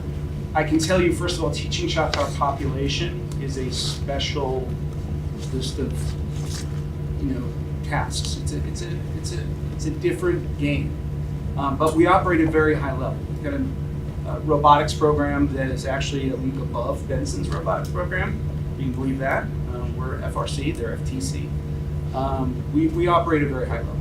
But the other thing that I would say, there's 2 models, right? You could put our kids in with Benson teachers, or you could have us as the CT teachers that are ready to work with this population, because I've done it for 20 years, to move into that space. But in industry, there is no bigger conflict between first shift. There's no bigger conflict than that between first shift and second shift in industry. They despise each other, right? Now, if you made that 2 separate companies using the same space, if one of my kids broke the $100 tool or the $10,000 tool, we're gonna have real problems. So I just don't think any of the option 2s are viable, really. Automotive bays don't hold kids, they hold cars. Those cars would be specific to the programs, right? So our car project that the kids are seeing through, I love that Connect Ed was here first, because Vocational Village has been doing, what they're talking about forever. Forever. I embed language arts into my shop on a regular basis. I embed life lessons into my shop on a regular basis. So I think the direction that I hear moving towards one, it sounds like the cheapest, most equitable option. Why wouldn't you do it? That's just the simplest way to look at it. build the school, the Vogue Village for, what is it, 45, 50 years now, has been trying to be, right? That spot for that special population to benefit from CTE in the ways that we know that all populations do. Higher grad rates, working opportunities right out of school. I'm gonna place a kid at Vigor this summer that's graduating in a couple weeks. Placed a student at Daimler Chrysler for a summer internship last summer. He's at PCC in their engineering program right now. So thank you for your hard work. That was contentious. I was on the edge of my seat. And if you want to know more about the history of alternative education in this district, I'd be happy to talk to you at any time. I'll probably see you next week. Okay. Thank you. Okay. Thank you. Yeah, Thank put the you. poster up. Thank you. Okay. Any other comments? Does it have to be on Benson? Or could I give comment about the budget and then be able to go home? Okay, go ahead. Oh, Although I'm gonna be deeply disappointed in your lack of commitment, but go ahead. So I wasn't planning on doing this tonight, but then, well, I am. All right, I've got my dyslexia hat on tonight. So I'm speaking to the needs of kids with dyslexia.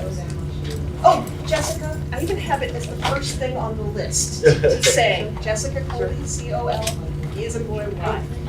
All right, I'm gonna give you my spiel because I wrote it out. Dyslexia is a direct conduit to the school-to-prison pipeline. 2000 study of Texas prisons found 48% of inmates were dyslexic. The services for dyslexic students in PPS is abysmal, just they don't exist. This only serves to further the deep racial and socioeconomic inequities, both within PPS and the wider world. The current system of oversight and support of dyslexic services within PPS is untenable. Staff are doing their best with the best of intentions, and I seriously thank the staff who work with Dyslexia Advocacy Group and who are working on the dyslexia issues. But that role is on top of all the other work they have to do, and they don't have the expertise. So, PPS needs to hire a dyslexia coordinator, please. Someone who can bridge multiple departments and all grades, have a deep understanding of dyslexia and all aspects of reading and literacy, be versed in current research and best practices, and have a thorough understanding of how the brain learns how to read and what happens as it does so, because that understanding informs everything else. Have a strong understanding of and experience in dyslexia advocacy through an equity lens. So dyslexia is one of the biggest equity issues PBS, to my mind, is facing. And somebody in that position needs to understand that. Have experience in the classroom working with dyslexic students, using successful specific instructions and having that hands-on experience. Keep at the forefront, keep in their minds at the forefront, making PPS systems in schools serve dyslexic students the way they need to be served in order to do their best learning. So dyslexic students learn differently. They need to have the ability to learn the way they learn. Have a strong understanding of and experience with social emotional complexities of dyslexia. There's a whole lot of other stuff that usually goes with it. It's a lot to handle. Someone who listens to families and does not dismiss early concerns, which happens frequently. And on a final note, earlier we heard that spelling matters. Spelling is an integral component of dyslexia curriculum and practice, so a dyslexia coordinator is key in increasing the number of students who can spell and go on to work for MTV. Okay. Thank you. Anyway, that's the spiel. Thank you. Go ahead, Roger.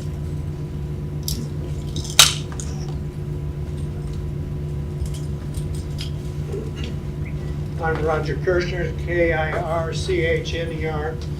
I'm here to read a statement written by CBRC this afternoon between 3 o'clock and 5 o'clock today after we were informed of new revenue that was posted by a board member on Facebook. Dear PBS Board and Superintendent Guerrero, the CBRC learned today that PBS has identified approximately $7 million in additional revenue since the publication of the proposed budget. Based on our review of the superintendent's priorities and the top 30 priorities provided to the board for today's work session, it appears that there is no plan to use any of this money to restore any of the 30-plus FTE teachers and 14 FTE classified staff that were just cut in the proposed budget. See page 178 of the proposed budget for the total staffing differences and page 58 of the budget presentation for a description of the changes to the staffing ratio. As your appointed community advisory group, we urge you to allocate a substantial portion of these dollars to restoring recently cut teaching positions instead of new investments or an alternative language, non-classroom investments such as middle school transfers, transition, deferred maintenance, and so on. We also request your consideration. This is an opportunity to increase reserves as described in the existing policy, respectively submitted by our committee. I'll remind you that your committee possesses economists, accountants, auditors, tax experts. In fact, the head of the tax division for the city of Portland, investments, bonds, and institutional memory. I can remember board members Mary Reiki and Herbert Schwab. That's how far I go back. So anyway, we're not potted palms. Thank you. Here you are.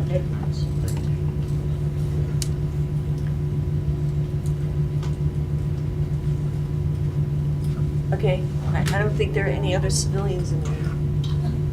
Okay. You outlasted them. I'm taking a 2-minute break. Actually, I won't mind a 2-minute break either. There we go. Do you mind if we take a 2-minute eye open?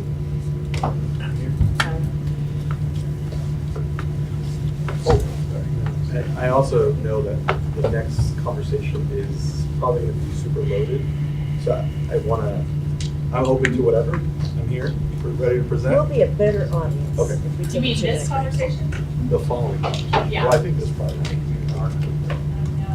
I think everybody's kind of waiting for this.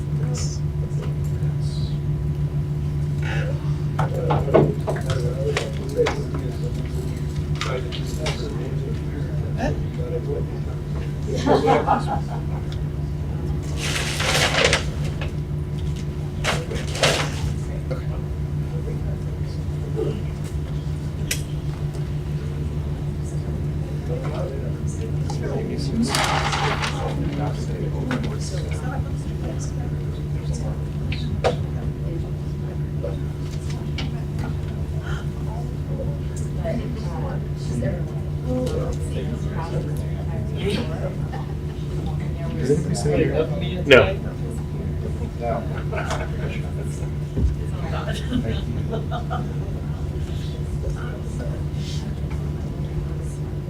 I know.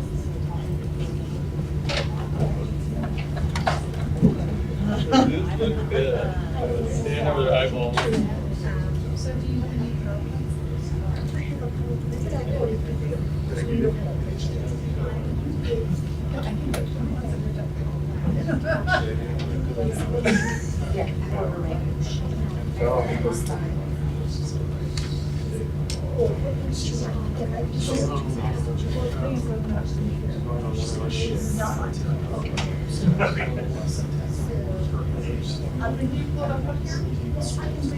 Oh, you do? No, I'm good. I had flights on Monday. I was really, that's what you're Where are you going? Oaxaca. For a wedding. I'm looking at a 6:30 flight. Jump on it. 6:35. Same time. Celebrate your, What? celebrating your, No, just.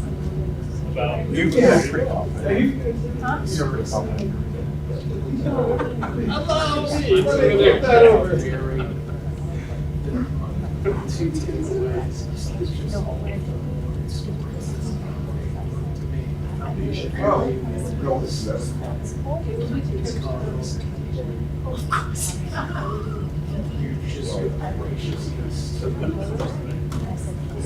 Like everyone.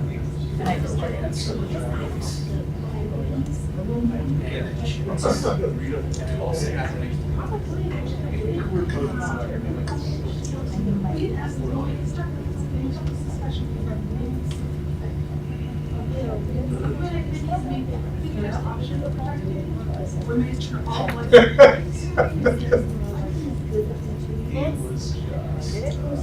So great. It also showed, countries around versus Late 20s. I just think that the way they talk for a second, that I enjoyed that. We thought you were. It was amazing.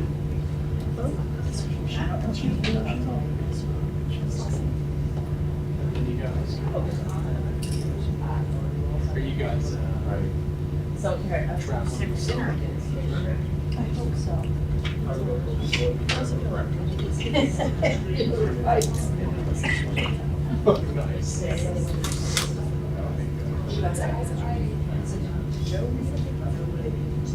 think it was just trying to find a bathroom because they have this closed.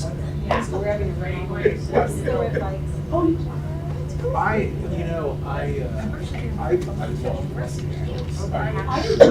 never been to it. It's such a great family.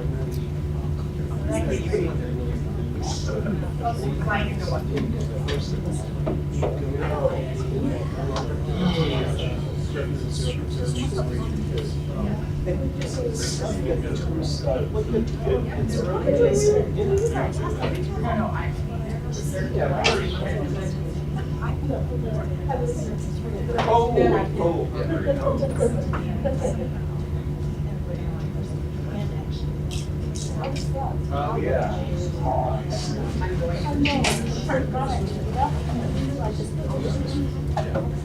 So much to do, like a lot of great cities in the world. You see these iconic things as you drive around, you see their whole life. It's cool, you know, you can leave it elegant drive to. Congratulations, Amy. Thank you. I appreciate that. No, I I'm love it. people. I'm not all. Okay, here. Like, you know, visually, a lot of states. Dodger Stadium, like a Thursday night, especially some first shots. I can totally relate to that one. Yeah. Probably so. We hate that sound. And so the last two times. How can it hurt? You were just sleeping. There's a little window. So that's my shape, got like Look down and you can see home plate from that window. You're under like the second level or whatever. That's all you can see is the circle of play the stadium. My husband thinks he's getting old, and I keep telling him, you're only one year older than me, and I don't want to get old yet. So stop saying that.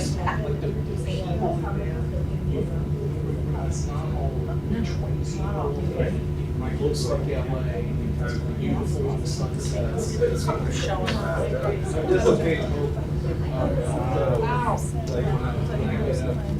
All that week.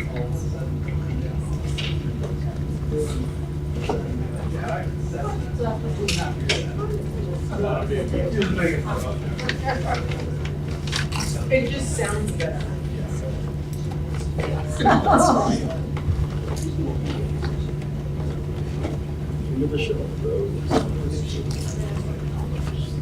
I think the restrooms are closed, so everyone has to run down to that one deal. I don't know why they.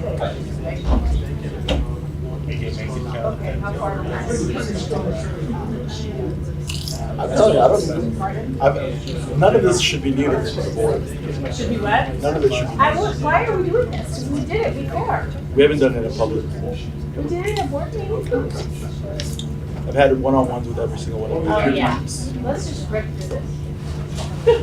Not that it's not important. I don't think he's gonna feel bad. I'm excited to have this other conversation. I know everybody else is excited about it. Yes. I love that. Save it till the end. Bitter end. I'm like you, I need.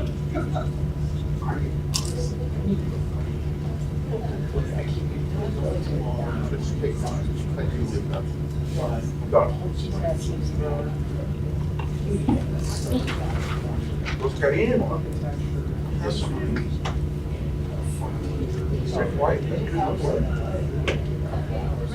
Getting it done. So, can I ask you a question? I still have Battery. So when we say your book, I don't have my. in my head, but it's not ready. And I in education, very common.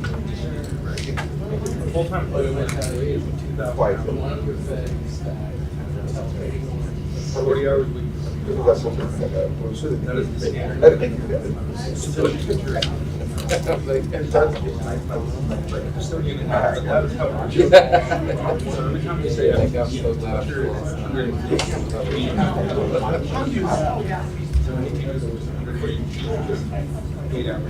Travel 7.5 hours. 7.5 hours a day. That's a full-time custodian. That's for BESC is going to 60 days. 8 hours. That's an actual work full-time. Classes and office hours. The reason we split up is we made two different custodians. I don't know that it's not going to happen because we have jobs, right? Two of them together. The way that this to here. No, and I would always teach the morning classes because I'm morning person. So like, yeah.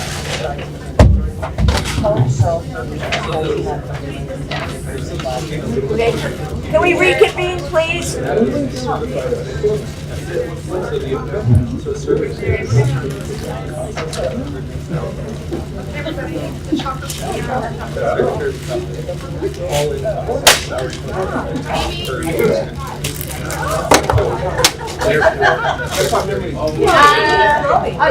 here. Please do.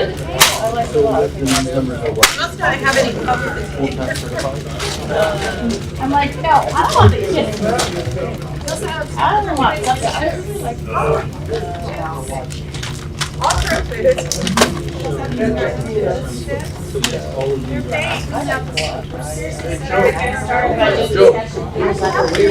I know. That's all you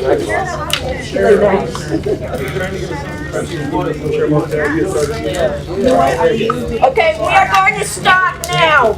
Take it away. Thank you, board. I'm going to be presenting an overview of the fund for Portland Public Schools. As a reminder, I have had one-on-ones with each of you a few times, so none of this is new. My hope is none of this is new.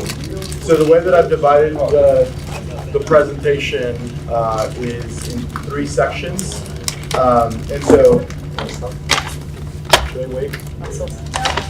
No, we're with you. Okay. So these are the outcomes for this part of the discussion of tonight. Just want to share an overview of the strategic partnerships team, understanding of what the fund for PPS will do to support students and school communities. What does the shift from all hands raised mean? And we probably won't get into the last piece about current strengths and challenges of LSFs and further ideas, but always open to having that conversation. So we wanted to first start with just an overview of my department, because I don't, just to make sure everybody is familiar with it. And I made a couple of slide edits, so this is now before the one that you have. So this is my organizational chart. So there are two. It's the Office of Strategic Partnerships and Community Engagement. Under those two, obviously we split the two and have two departments. One is the Department of Strategic Partnerships, aka our Fund Development team, and then the Department of Community Engagement. And so, as you can see in the Department of Strategic Partnerships, I have 3 FTEs, and I'm happy to explain what their specific roles are if you'd like me to. And so this is the organizational chart that is really operating and leading our fundraising efforts here at the school district. That's not to say that they're the only fundraisers in the district, but they are principal drivers of our fundraising strategy as an organization. So, John, before Yes. you leave that, the question we have is dotted line to the board of directors. Yes. The 501c3, they're actually what's the So they're not my. So in this case, they're not my report. I'm not reporting to them, but I just wanted to make it clear that as we're having conversations with as the fund comes online and that board of directors, I will play a critical role in being able to shape the conversation that the board has, and so that's what I was trying to do there. legally they're separate. Yeah, they're totally separate, exactly. And so I started in October of 2017, and as you all recall, I started off as the Senior Director of Strategic Partnerships and External Affairs. I was brought in to, again, really think about how do we galvanize the business and philanthropic community to invest in PPS. The